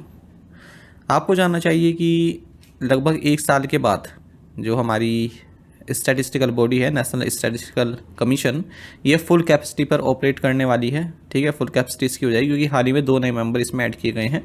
तो ministry of statistics and programme implementation ने ए गणेश कुमार और देबाशीष कुंडू को इस कमीशन का मेंबर नियुक्त किया है। आपको बता दें, ये जो नेशनल स्टैटिस्टिकल कमीशन होती है ना, इसमें 5 मेंबर्स होते हैं, जो इसका मेन पैनल होता है, चेयरमैन को मिलाकर 5 लोग होते हैं। तो कमीशन के चेयरमैन तो RL करांदीकर हैं और अशीत कुमार संधू और मुकेश मोहनिया ऑलरेडी इसके मेंबर हैं दिसंबर 2022 से। तो 2 मेंबर और ऐड कर दिए गए हैं, तो अपनी फुल स्ट्रेंथ पर पहुंच गया है 5 पर। नेशनल स्टैटिस्टिकल कमीशन की अगर हम बात करते हैं तो 2005 में इसकी स्थापना की गई थी C रंगाराजन पैनल की रिकमेंडेशन पर, ठीक है। तो जो भी स्टैटिस्टिक्स से संबंधित आंकड़े हैं वो ये गवर्नमेंट ऑफ इंडिया को प्रोवाइड कराती है। Under whose leadership was the UN's यानी कि United Nations first international conference on digital public infrastructure held? Digital public infrastructure पर संयुक्त राष्ट्र का पहला अंतर्राष्ट्रीय सम्मेलन किसके नेतृत्व में आयोजित किया गया? ऑप्शंस आपके सामने है। सही आंसर ऑप्शन ए है इंडिया। आपको जानना चाहिए यूनाइटेड नेशंस का जो first international conference on digital public infrastructure है, ये हाल ही में यूनाइटेड नेशंस के हेडक्वार्टर्स न्यूयॉर्क यूनाइटेड स्टेट्स में आयोजित किया गया भारत की लीडरशिप के तहत, ठीक है। और भारत ने इसमें बताया कि किस तरह से हम टेक्नोलॉजी को यूज करके सस्टेनेबल डेवलपमेंट गोल्स को प्राप्त कर सकते हैं। इसको होस्ट किया गया, इस कॉन्फ्रेंस को होस्ट किया गया permanent mission of India and the ministry of electronics and information technology के द्वारा, इसके साथ मिलकर आई स्प्रिट के साथ मिलकर, यानी कि Indian software product industry round table के साथ मिलकर। और इस कॉन्फ्रेंस में भारत ने अपना जो डिजिटल पब्लिक इंफ्रास्ट्रक्चर फ्रेमवर्क है उसको इंट्रोड्यूस किया, साथ ही अपना जो सिटीजन स्टैक इनिशिएटिव है उसको अदर नेशंस के साथ जो है शेयर किया है, उनको एनकरेज किया है कि आप भी इसका हिस्सा बनिए या इस तरह का कुछ डेवलप कीजिए। इंडिया की परमानेंट रिप्रेजेंटेटिव यूनाइटेड नेशंस में रुचिरा काम्बोज हैं। What is the interest rate announced by the Reserve bank of India for the floating rate savings bond 2034? Floating rate savings bond 2034 के लिए भारतीय रिजर्व बैंक द्वारा घोषित ब्याज दर क्या है? सही आंसर ऑप्शन सी है 8%। देखिए, रिजर्व बैंक ऑफ इंडिया ने अनाउंस किया है कि 8% इंटरेस्ट रेट रहने वाली है जो फ्लोटिंग रेट सेविंग्स बॉन्ड है 2034 इसके लिए। आपको बता दें, ये जो फ्लोटिंग रेट सेविंग बॉन्ड्स हैं ये वेरिएबल रेट बॉन्ड होते हैं और इसमें जो इंटरेस्ट रेट होता है हर 6 महीने के बाद रिसेट किया जाता है। फिलहाल जो नेक्स्ट 6 मंथ है, यानी कि अप्रैल 30, 2024 से अक्टूबर 29, 2024 तक, इसमें जो इंटरेस्ट बॉन्ड रहने वाला है 8% का रहने वाला है। द गवर्नमेंट ऑफ इंडिया ये स्पेशल टाइप के बॉन्ड इशू कर रही है जिन्हें फ्लोटिंग रेट बॉन्ड कहते हैं और ये 2034 में मैच्योर होंगे। मिनिमम इन्वेस्टमेंट अमाउंट 1000 रुपये की है और कोई भी मैक्सिमम लिमिट इसमें नहीं है, क्योंकि गवर्नमेंट ऑफ इंडिया द्वारा बैक्ड हैं तो जो है सेफ है, ठीक है, रिस्क नहीं है इनमें। इंटरेस्ट जो होता है इन बॉन्ड पर वो सेमी एनुअली पेड किया जाता है, यानी कि 2 बार है ना, एक बार 1 जनवरी को, एक बार 1 जुलाई को। Who was appointed as the new Director General of the National Institute of Solar Energy NISE? राष्ट्रीय सौर ऊर्जा संस्थान के नए महानिदेशक के रूप में किसे नियुक्त किया गया है? सही आंसर ऑप्शन सी है डॉक्टर मोहम्मद रिहान। देखिए, अलीगढ़ मुस्लिम यूनिवर्सिटी प्रोफेसर मोहम्मद रिहान, इन्हें डायरेक्टर जनरल नियुक्त किया गया है national institute of solar energy का NISE का, जो कि एक ऑटोनोमस बॉडी है ministry of new and renewable energy के तहत। इससे पहले हमने देखा था कि प्रेसिडेंट द्रौपदी मुर्मू ने प्रोफेसर नईमा खातून को फर्स्ट वुमेन वाइस चांसलर नियुक्त किया था अलीगढ़ मुस्लिम यूनिवर्सिटी में, ठीक है। तो दोनों न्यूज़ आपको याद रखनी है। और ये एक मैसेज हमारे करंट अफेयर्स फंडा का जो हमारा ग्रुप है उसमें आया था, ठीक है। तो एक एस्पिरेंट है अनु नाम की, इन्होंने लिखा है कि हेलो सर, मैं बैंकिंग एग्ज़ाम की प्रिपरेशन कर रही हूँ, मैंने बैंकिंग पूरा सिलेबस कंप्लीट कर लिया है, लेकिन करंट अफेयर्स में काफ़ी प्रॉब्लम हो रही है। हिंदी वाले पीयूष यादव सर ने मुझे आपके बारे में बताया, मैं अनअकैडमी के 2 टीचर से करंट अफेयर्स पढ़ चुकी हूँ, लेकिन मुझे उनका कंटेंट याद नहीं रह पाता है, लेकिन आप काफ़ी अच्छे से सभी न्यूज़ कवर कर देते हो और आपकी इंपॉर्टेंट शॉर्ट पॉइंट से याद करने में भी काफ़ी हेल्प मिलती है। मुझे आपकी पढ़ाई हुई सभी न्यूज़ समझ में आती है और याद भी रहती है। सर मेरा एक डाउट है, प्लीज़ आप टाइम निकाल कर रिप्लाई ज़रूर दीजिएगा। क्या मेरे बैंक एग्ज़ाम के लिए आपकी सीए को अच्छे से पीडीएफ एंड वीडियोस और साथ में बैंकिंग न्यूज़ को करके अच्छे से रिवीजन करूं, तो क्या मैं सीए में अच्छा स्कोर ला सकती हूं? ठीक है, तो आपने क्वेश्चन पूछा है, लेकिन उससे पहले ही आपने इस क्वेश्चन का खुद ही देखिए जवाब दे दिया है। आपने ऊपर क्या लिखा है कि मैं आपके करंट अफेयर्स देख रही हूँ और मुझे बिल्कुल समझ में आते हैं, ठीक है, पढ़ने में भी आसान होती है। तो वैसी बात है, जब आपको पढ़ने में आसानी हो रही है, सब कुछ समझ में आ रहा है, तो आप अच्छा स्कोर करेंगे, है ना। और आप निरंतर पढ़ती रहिए, जिस तरह से भी, चाहे आप वीडियोस पढ़िए, चाहे आप पीडीएफ से पढ़िए, ठीक है, पर आप पढ़िए ज़रूर। कंटेंट हमारा जो है वन ऑफ द बेस्ट है, अगर आप देखेंगे, ठीक है। और जितने भी न्यूज़ हैं जो इम्पोर्टेंट है वो मैं आपको कराता ही हूँ, है ना। और कुछ न्यूज़ कभी कभी मैं ऐसी भी डाल देता हूँ, ठीक है, जिससे आपकी नॉलेज बढ़ती है। हो सकता है वो एग्ज़ाम पॉइंट ऑफ व्यू से ना हो, लेकिन आपकी नॉलेज बढ़ती है, ठीक है। ऐसी न्यूज़ भी मैं डाल देता हूँ, इधर उधर की नहीं होती है, ठीक है। तो आप इस चीज़ को पढ़िए। और कोई भी अगर आप एग्ज़ाम देंगे पूरे साल भर, एसएससी का हो या फिर आपका कोई स्टेट पीसीएस का हो, और रेलवे के एग्ज़ाम आने वाले हैं, है ना, नोटिफिकेशन भी आएंगे, बैंक का हो, सबके लिए जो है करंट अफेयर्स आपके हेल्पफुल रहेंगे। बस आप ये जो करंट अफेयर है ना हमारे, इनको मल्टीपल रिवीजन की आवश्यकता होती है, बार बार पढ़िए। तो मैंने सोचा यहीं पर आपकी ये डाउट ले लेता हूँ, ताकि और बच्चे भी इस चीज़ को जान सकें। Who has been appointed as the managing director and CEO of Jio financial services? Jio financial services के प्रबंध निदेशक और सीईओ के रूप में किसे नियुक्त किया गया है? सही आंसर ऑप्शन सी है, Hitesh Kumar Sethia. Corporate affairs ministry ने हितेश कुमार सेठिया को मैनेजिंग डायरेक्टर एंड सीईओ नियुक्त किया है जियो फाइनेंशियल सर्विसेज का 3 साल के लिए। आपको बता दें, जो जियो फाइनेंशियल सर्विसेज है ये एक इंडियन फाइनेंशियल सर्विसेज कंपनी है, और पहले ये सब्सिडरी थी रिलायंस इंडस्ट्रीज़ की, फिर ये इंडिपेंडेंट एंटिटी बन गई और इंडियन स्टॉक एक्सचेंज में अगस्त 2023 में लिस्टेड हुई। इसकी सब्सिडरी जियो फाइनेंस है, एनबीएफसी लाइसेंस है इसके पास। एक और सब्सिडरी है जियो पेमेंट बैंक, ठीक है, जो कि आप जानती हैं पेमेंट बैंक है भारत में। Which regulatory body has granted the no objection certificate to REC Limited for setting up its subsidiary in GIFT City Gujarat? किस नियामक संस्था ने गिफ्ट सिटी गुजरात में अपनी सहायक कंपनी स्थापित करने के लिए REC लिमिटेड को अनापत्ति प्रमाण पत्र प्रदान किया? सही आंसर ऑप्शन ए आरबीआई है। आपको जानना चाहिए कि REC लिमिटेड, जो कि एक महारत्न सेंट्रल पब्लिक सेक्टर एंटरप्राइज है मिनिस्ट्री ऑफ पावर के तहत, और एक NBFC भी है, इसे नो ऑब्जेक्शन सर्टिफिकेट NOC प्राप्त हुई है रिजर्व बैंक ऑफ इंडिया से, और ये अब अपनी सब्सिडरी जो है सेटअप कर सकती है international finance services centre IFSC Gujarat international finance tech city, यानी कि गिफ्ट सिटी गांधीनगर गुजरात में। REC लिमिटेड के CMD विवेक कुमार देवंगन है। The RBI has imposed a monetary penalty of what amount on the Satara सहकारी bank limited Mumbai Maharashtra? RBI ने 10 सतारा सहकारी बैंक लिमिटेड मुंबई महाराष्ट्र पर कितनी राशि का मौद्रिक जुर्माना लगाया है? सही आंसर ऑप्शन बी है 2 लाख रुपीज़। देखिए, रिजर्व बैंक ऑफ इंडिया ने 2 लाख रुपए की मॉनेटरी पेनल्टी लगाई है सतारा सहकारी बैंक लिमिटेड मुंबई महाराष्ट्र पर। 5 लाख रुपए की मॉनेटरी पेनल्टी लगाई है Lok Mangal cooperative bank limited Solapur Maharashtra पर। 1 लाख रुपए की मॉनेटरी पेनल्टी लगाई है Udgir urban cooperative bank limited Udgir Maharashtra पर। What is the investment limit set by the RBI for foreign portfolio investors in government securities for 2024-25 2024-25 के लिए सरकारी प्रतिभूतियों में विदेशी पोर्टफोलियो निवेशकों के लिए RBI द्वारा निर्धारित निवेश सीमा क्या है? सही आंसर ऑप्शन बी है 6%। देखिए, रिजर्व बैंक ऑफ इंडिया ने जो इन्वेस्टमेंट लिमिट है फॉरेन पोर्टफोलियो इन्वेस्टर्स द्वारा गवर्नमेंट सिक्योरिटीज़ में भारत में, तो ये इन्वेस्टमेंट लिमिट को 6% पर अनचेंज रखा है 2024-25 के लिए। और जो FPI लिमिट है स्टेट गवर्नमेंट सिक्योरिटीज़ में उसको 2% पर, और कॉर्पोरेट बॉन्ड्स के लिए 15% पर रखा है। साथ ही ये भी कहा है कि जो एलोकेशन है, जो इंक्रीमेंटल चेंजेस आते हैं गवर्नमेंट सिक्योरिटी लिमिट में, दो सब कैटेगरीज में, जो जनरल हो गया और लॉन्ग टर्म सिक्योरिटीज़ हो गया, ठीक है, ये 50-50 के रेशो में जो है रखे जाएंगे 2024-25 के लिए। By what percentage did credit card spends increase year on year in financial year 2023-24? वित्तीय वर्ष 2023-24 में क्रेडिट कार्ड खर्च में साल दर साल कितने प्रतिशत की वृद्धि हुई है? ऑप्शंस आपके सामने हैं। सही आंसर ऑप्शन सी है 27%। देखिए जो क्रेडिट कार्ड के थ्रू जो स्पेंड किया गया है उसमें 27% की ईयर ऑन ईयर वृद्धि देखी गई है। और ये अगर हम रुपयों की बात करें तो 18.26 ट्रिलियन रुपीस पहुंच गया है फाइनेंशियल 2023-24 में, यानी कि क्रेडिट कार्ड से जो पेमेंट की गई है, जबकि एक साल पहले 14 ट्रिलियन रुपीस का था ये, ऐसा आरबीआई के डेटा ने कहा है। अगर हम मार्च 2024 की बात करें तो क्रेडिट कार्ड के जरिए 10.07% की जो है वृद्धि देखी गई है जो स्पेंड किया गया है, और वैल्यू पहुंच गई 1.64 ट्रिलियन रुपीस मार्च में, जबकि फरवरी में 1.49 ट्रिलियन रुपीस थी। और जो ये total 1.64 trillion credit card transactions हुई हैं, इनमें पॉइंट ऑफ सेल के माध्यम से 60,378 करोड़ रुपए हुए हैं। 54,431 करोड़ रुपए फरवरी में हुए थे।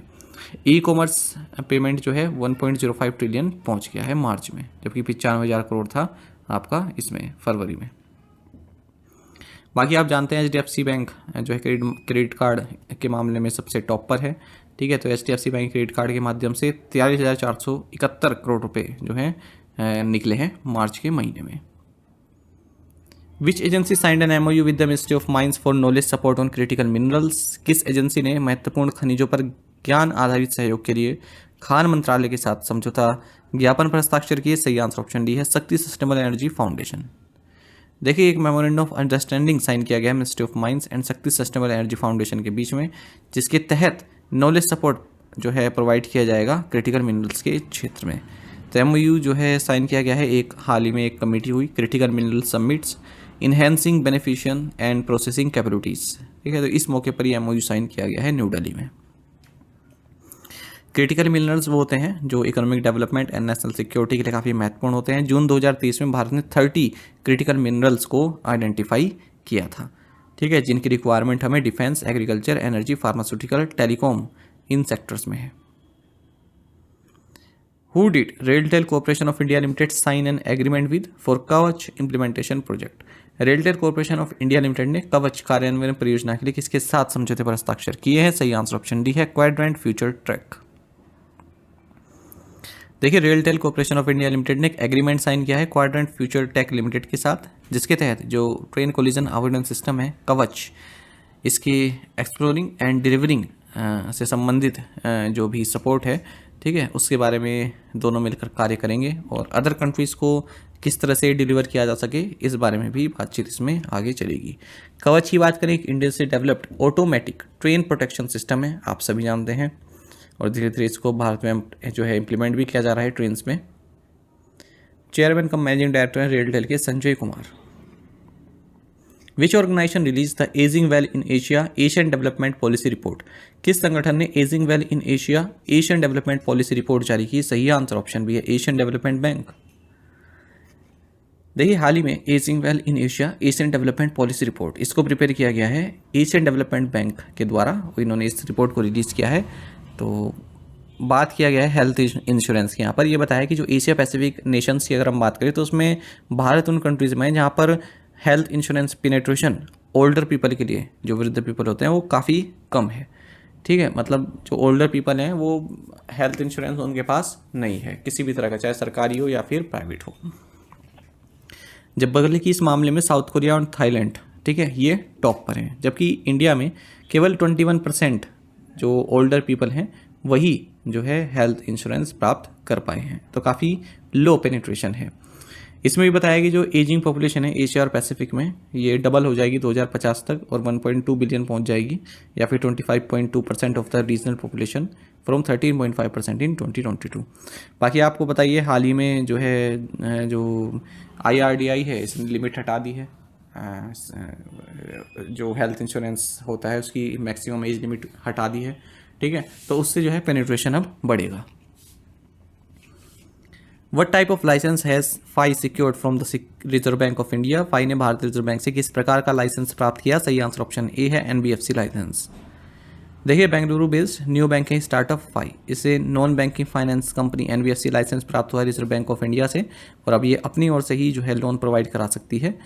इसी के साथ FAI ने जो है जैसे जुपिटर, ग्रो, क्रेड, इस तरह की एजेंसीज को भी ज्वाइन कर लिया है, जो कि इस तरह की बिजनेस में अब आ चुके हैं।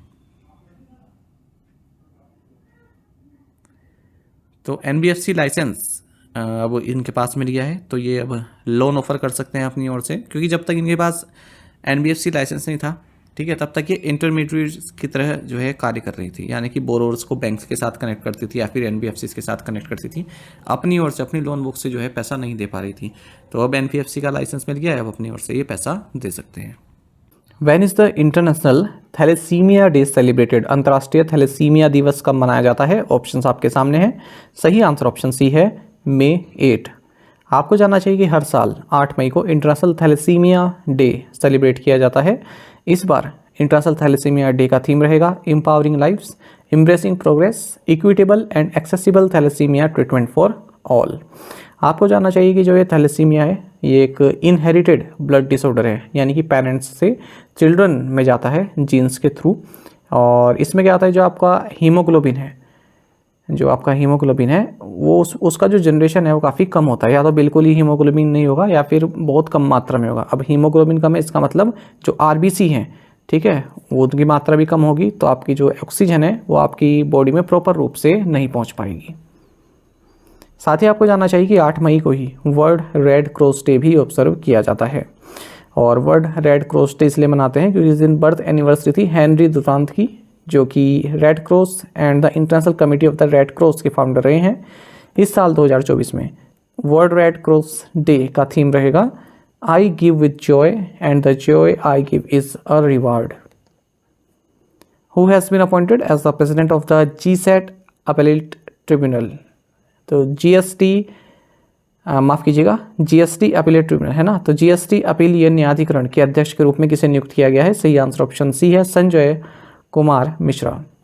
देखिए, union minister for finance and corporate affairs Nirmala Sitharaman, इन्होंने जस्टिस रिटायर्ड संजय कुमार मिश्रा इनको प्रेसिडेंट की शपथ दिलाई है GST अपीलेट ट्रिब्यूनल की, नई दिल्ली में।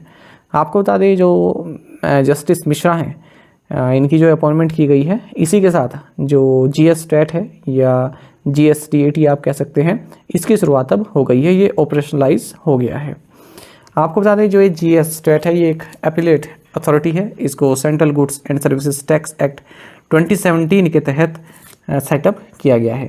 तो जो भी फर्स्ट अपीलेट अथॉरिटी के ऑर्डर्स होंगे उसके अगेंस्ट यदि कोई अपील करना चाहते हैं तो वो इस GSTAT में अपील कर सकता है। प्रिंसिपल बेंच इसकी न्यू दिल्ली में रहेगी और 31 स्टेट बेंचेस भी पूरे देश भर में इसकी मौजूद रहने वाली हैं। तो इसके फर्स्ट प्रेसिडेंट बनाए गए हैं संजय कुमार मिश्रा। काफ़ी महत्वपूर्ण क्वेश्चन रहेगा आपके आने वाले एग्जाम के लिए। ये जो है फॉर्मर चीफ जस्टिस रह चुके हैं झारखंड हाई कोर्ट में, और इनका नाम जो सिलेक्ट किया गया है वो एक कमेटी बनाई गई थी जिसकी अध्यक्षता honourable chief justice of India ने की थी। तो वहाँ से इनका नाम निकल कर आया है कि इन्हें इस पद पर लाना चाहिए। Which club won 2023-24 Indian super league 2023-24? Indian super league किस क्लब ने जीता? सही आंसर ऑप्शन भी है, मुंबई सिटी। देखिए, स्पोर्ट्स से संबंधित जितने भी करंट अफेयर्स होते हैं ना, उन्हें आप वन लाइनर में एक अलग पेज पर लिखते चलिए कीजिए, ठीक है।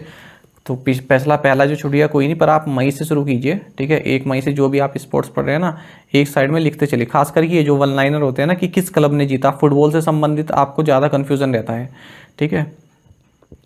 तो इसका आंसर ऑप्शन बी है, मुंबई सिटी। देखिए, 2023-24 इंडियन सुपर लीग ये 10वां सीजन था इंडियन सुपर लीग का, और मुंबई सिटी FC ये 2023-24 इंडियन सुपर लीग को जीत चुके हैं। इन्होंने मोहन बागान को 3-1 से फाइनल में हराया है। फाइनल खेला गया विवेकानंद युवा भारती क्रीड़ांगन यानी कि साल्ट लेक स्टेडियम कोलकाता में, और गोल्डन ग्लव जीता है इसमें इंडिया के पूर्वा लचेम्पा ने, मुंबई सिटी से हैं। गोल्डन बूट जीता है ग्रीस के दिमित्रियोस ने, और गोल्डन बॉल जीती है ऑस्ट्रेलिया के दिमित्रोस पेट्रोटोस ने, और emerging player of the league रहे इंडिया के विक्रम प्रताप सिंह, मुंबई सिटी से। Which club won its 36 La Liga title? ये ला लीगा हो गए है ना, इस तरह के जो है क्वेश्चन आ जाते हैं आपके एग्जाम में, या फिर फुटबॉल से संबंधित तो पूछे ही जाते हैं। किस क्लब ने अपना 36वां ला लीगा खिताब जीता? सही आंसर ऑप्शन सी है, रियल मैड्रिड। देखिए, रियल मैड्रिड ने अपना 36 ला लीगा टाइटल जो है कंफर्म कर लिया है, ठीक है। इन्हीं को ही मिलेगा क्योंकि इनकी जो राइवल है बार्सिलोना, इसे हाल ही में जो है ये हार गई है। गिरोना एक क्लब है, ठीक है, गिरोना है जीरोना है मुझे मालूम नहीं, ठीक है, क्योंकि फुटबॉल का मेरे को बिल्कुल आइडिया नहीं है, ठीक है। तो बार्सिलोना हार गई है, तो इसका मतलब क्या है कि जो रियल मैड्रिड है ये टॉप पर ही रहेगी, है ना, तो टॉप पर रहेगी। इसका मतलब जब ये सीज़न ऐड हो जाएगा तो La Liga title Real Madrid को ही जो है मिलेगा। और ये याद रखिएगा, जो रियल मैड्रिड है इसका निकनेम है लॉस ब्लैंकोस। ये जो फुटबॉल की टीमें होती है ना या क्रिकेट की टीमें, इनके निकनेम भी पूछ लेते हैं, तो ये भी आप एक डायरी में या फिर एक नोटबुक में अलग से लिख लें। क्रिकेट टीम के बना लें, एक तो मेंस क्रिकेट टीम और जो वुमेंस क्रिकेट टीम फेमस हैं उनके निकनेम गूगल पे मिल जाते हैं। और ये जो रियल मैड्रिड होगी, बार्सिलोना आगे, ठीक है, इनके निकनेम क्या होते हैं ये आप लिख लीजिए। ला लीगा आपको बता दें कि मेंस प्रोफेशनल फुटबॉल टूर्नामेंट होता है, स्पेनिश फुटबॉल लीग का ये हिस्सा है। Which country won the AFC Under-23 Asian cup? AFC Under-23 Asian cup किसने जीता? सही आंसर ऑप्शन सी है, जापान। देखिए जापान जो है AFC Under-23 एशियन कप जो है जीत चुका है। उज्बेकिस्तान को 1-0 से हराया इन्होंने जसीम बिन हमाद स्टेडियम कतर में। और ये पहला ऐसा देश है जो 2 टाइम चैंपियन बन गया है, यानी कि 2 बार जिसने जीते हैं। आपको बता दें जो ये AFC Under-23 एशियन कप है, 6th एडिशन था इस एशियन कप का, ठीक है। ये एक biennial international age restricted football championship है। इसे एशियन फुटबॉल कॉन्फेडरेशन द्वारा ऑर्गेनाइज किया जाता है।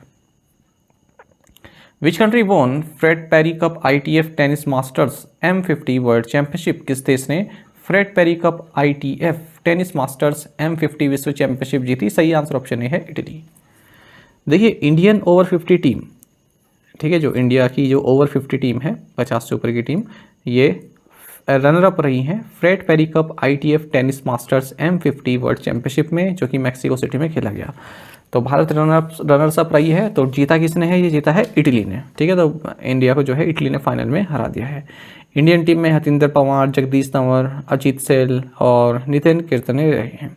अच्छा, एक एस्पिरेंट है हमारे साथ, काफ़ी टाइम से जुड़े हुए हैं, इनका नाम अभिलाष है। तो इनका एक कमेंट आया था, सर वीडियो को 30 मिनट तक कर दीजिए, ओनली 15 to 20 मिनट का है, ठीक है। तो ये मैं आपको बता दूं, ये मैटर नहीं करता ये कितने मिनट का है। आपको तो और भी खुश होना चाहिए कि कम समय में आप करंट अफेयर्स पढ़ पा रहे हैं। मैं इसको खींचने के लिए खूब बीच में बातचीत करके लंबा भी खींच सकता हूँ, इससे फ़ायदा भी हमारा ही है, ठीक है। इससे क्या होता है, वॉच टाइम बढ़ता है, तो जो यूट्यूब पर अर्निंग है वो हमारी बढ़ेगी, ठीक है। लेकिन अब आपको पता है हम लोग इस चीज़ पर विश्वास नहीं करते, आप लोगों का समय क्यों बर्बाद करना, ठीक है। और दूसरी बात ये है कि इलेक्शन की वजह से जो न्यूज़ हैं वो भी आजकल इतनी नहीं आ रही हैं, क्योंकि स्कीम वगैरह लॉन्च नहीं हो पा रही हैं, ठीक है। तो ये भी जो है मैं अलग अलग जगह से बहुत क्वेश्चन ढूंढ के तब ये 15-16 क्वेश्चन मैं आपको प्रोवाइड कराता हूँ, ठीक है। बहुत मुश्किल हो रहा है आजकल करंट अफेयर्स लेक्चर बनाना, ठीक है, क्योंकि करंट अफेयर्स है ही नहीं आजकल। जो मैं आपको ये स्पोर्ट्स न्यूज़ बता रहा हूँ, केवल ये भी विदेशों के करंट अफेयर्स आ रहे हैं, ठीक है। यहाँ की इतना कुछ करंट अफेयर आजकल चल ही नहीं रहा है हमारे देश में, क्योंकि सरकार कुछ लॉन्च नहीं कर रही है।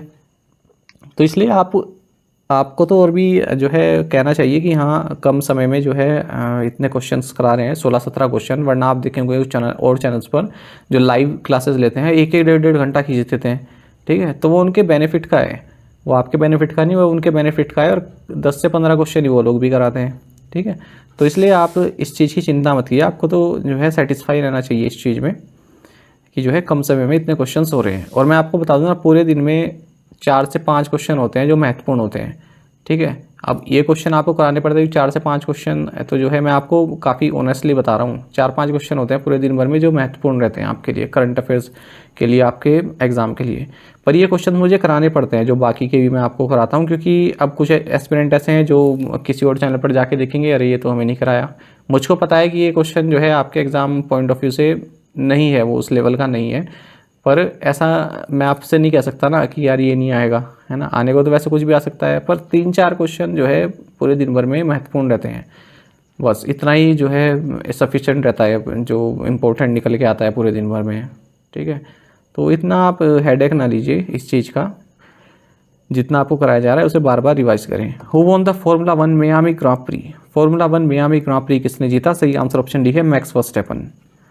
देखिए Belgian and Dutch racing driver Max Verstappen, जो कि रेड बुल के लिए रेस करते हैं, इन्होंने मियामी ग्रां प्री 2024 जीत लिया है। इस साल इन्होंने Chinese GP, Japanese GP, Saudi Arabian GP और बहरीन जीपी जीती हैं। Who did Sriram Balaji and Andre Begman defeat in the doubles final of the Sardegna Open? Sardegna open के युगल फाइनल में श्रीराम बालाजी और आंद्रे बेगमैन ने किसे हराया? सही आंसर ऑप्शन सी है, Federico Zeballos and Boris Arias. देखिए इंडो जर्मन जो पेयर है इंडिया के श्री राम बालाजी और जर्मनी के एंड्रे बेकेमन, इन्होंने जो है सर्दिग्ना ओपन में जो डबल्स टाइटल है वो जीत लिया है और बोलिविया के जो खिलाड़ी हैं फेडरिको और बोरिस एरियास इनको हराया है। और सिंगल्स टाइटल जीता है अर्जेंटीना के प्रोफेशनल टेनिस प्लेयर मैरियानो नेवोन ने। सर्दिग्ना ओपन जो है ये एक प्रोफेशनल टेनिस टूर्नामेंट है और कैग्लियारी इटली में खेला गया है। How many personalities will be honoured with the prestigious Pandit Lachhu Maharaj award? प्रतिष्ठित पंडित लच्छू महाराज पुरस्कार से कितनी हस्तियों को सम्मानित किया जाएगा? सही आंसर ऑप्शन बी है 10। देखिए 10 हस्तियों को, जिनमें कि हेमा मालिनी भी है, सायरा बानो भी है, जो कि आर्ट एंड कल्चर से संबंधित हैं, इन्हें पंडित लच्छू महाराज अवार्ड से सम्मानित किया जाएगा। 31 अगस्त 2024 को सेरेमनी होगी लखनऊ उत्तर प्रदेश में। आपको बता दें जो लच्छू महाराज अवार्ड है ये जो कथक एक्सपोनेंट रहे हैं लच्छू महाराज उनकी स्मृति में दिया जाता है और 2014 के बाद से नहीं दिया गया, तो इसलिए डिसाइड किया गया है कि हम अब जो है एक साथ 10 लोगों को ये अवार्ड देंगे। Which company has Tata power renewable energy limited signed an agreement with for 460 megawatt clean energy project? Tata power renewable energy limited ने 460 मेगावाट स्वच्छ ऊर्जा परियोजना के लिए किस कंपनी के साथ समझौते पर हस्ताक्षर किए? सही आंसर ऑप्शन बी है SJVN लिमिटेड। देखिए Tata power renewable energy limited ने एक एग्रीमेंट साइन किया है SJVN लिमिटेड के साथ, जिसके तहत 460 मेगावाट का firm and dispatchable renewable energy project setup किया जाएगा। तो ये जो प्लांट होगा firm and dispatchable renewable energy project जो होगा FDRE, तो ये क्या करेगा 24 घंटे 7 दिन पावर सप्लाई प्रोवाइड कराएगा, जिससे जो है पावर डिस्ट्रीब्यूशन कंपनी जो हैं वो अपने रिन्यूएबल परचेज ऑब्लिगेशंस और एनर्जी स्टोरेज ऑब्लिगेशंस को फुलफिल कर पाएंगी।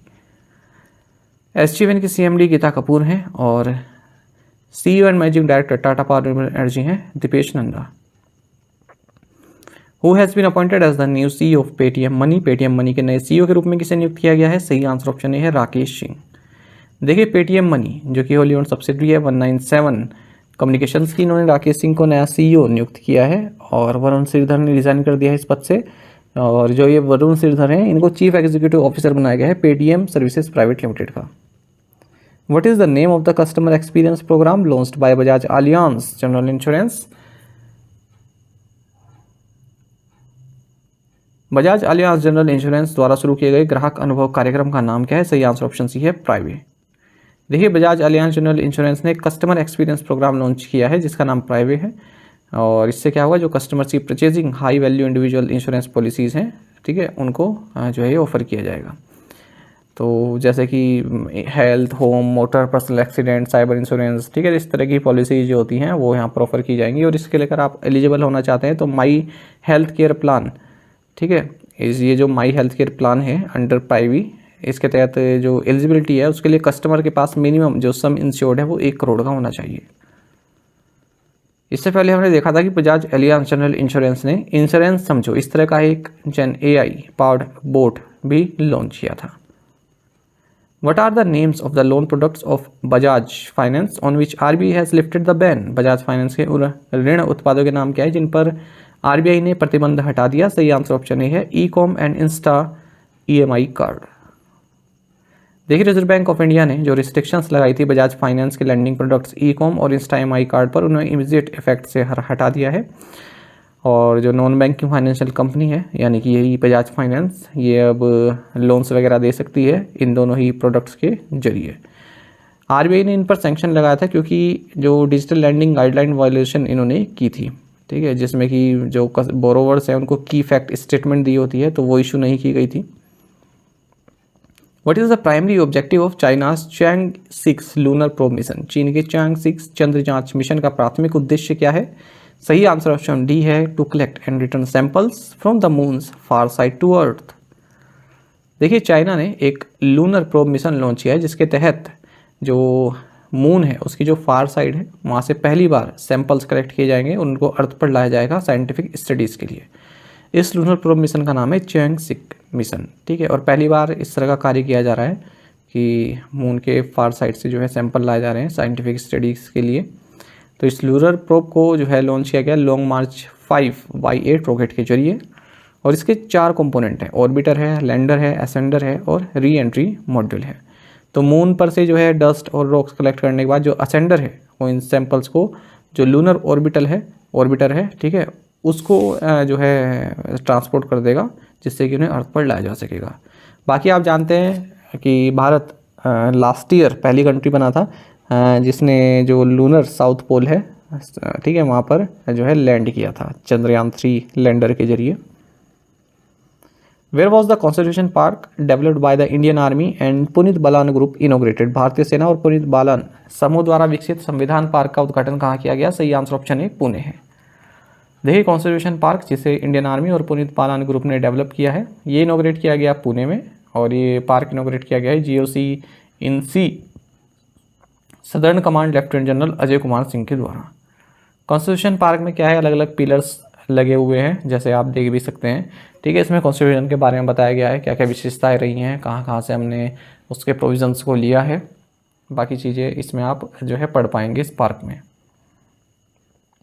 Who was honored with the Whiteley Gold Award 2024 for her conservation efforts of the endangered crater adjutant stork? लुप्तप्राय क्रेटर एडजुटेंट स्टॉर्क के संरक्षण प्रयासों के लिए वेटले गोल्ड अवार्ड 2024 से किसे सम्मानित किया गया? सही आंसर ऑप्शन डी है, डॉक्टर पूर्णिमा देवी बर्मन। तो महत्वपूर्ण क्वेश्चन है ये। देखिए वाइल्ड लाइफ बायोलॉजिस्ट हैं आसाम से, इन्हें UK wild life charity award द्वारा सम्मानित किया गया है, क्योंकि इन्होंने जो ग्रेटर एडजुटेंट स्टॉर्क है जो आप देख पा रहे हैं राइट साइड में, इसके संरक्षण के लिए काफ़ी अच्छा कार्य किया है। तो इनका नाम है, जो ये आसाम से बायोलॉजिस्ट हैं, इनका नाम है डॉक्टर पूर्णिमा देवी बर्मन, ठीक है। और इनको 1 लाख पाउंड स्टर्लिंग का प्राइज मिल रहा है। इसका नाम है वेटले गोल्ड अवार्ड। किसके द्वारा दिया जाता है? वाइटले फंड फॉर नेचर के द्वारा।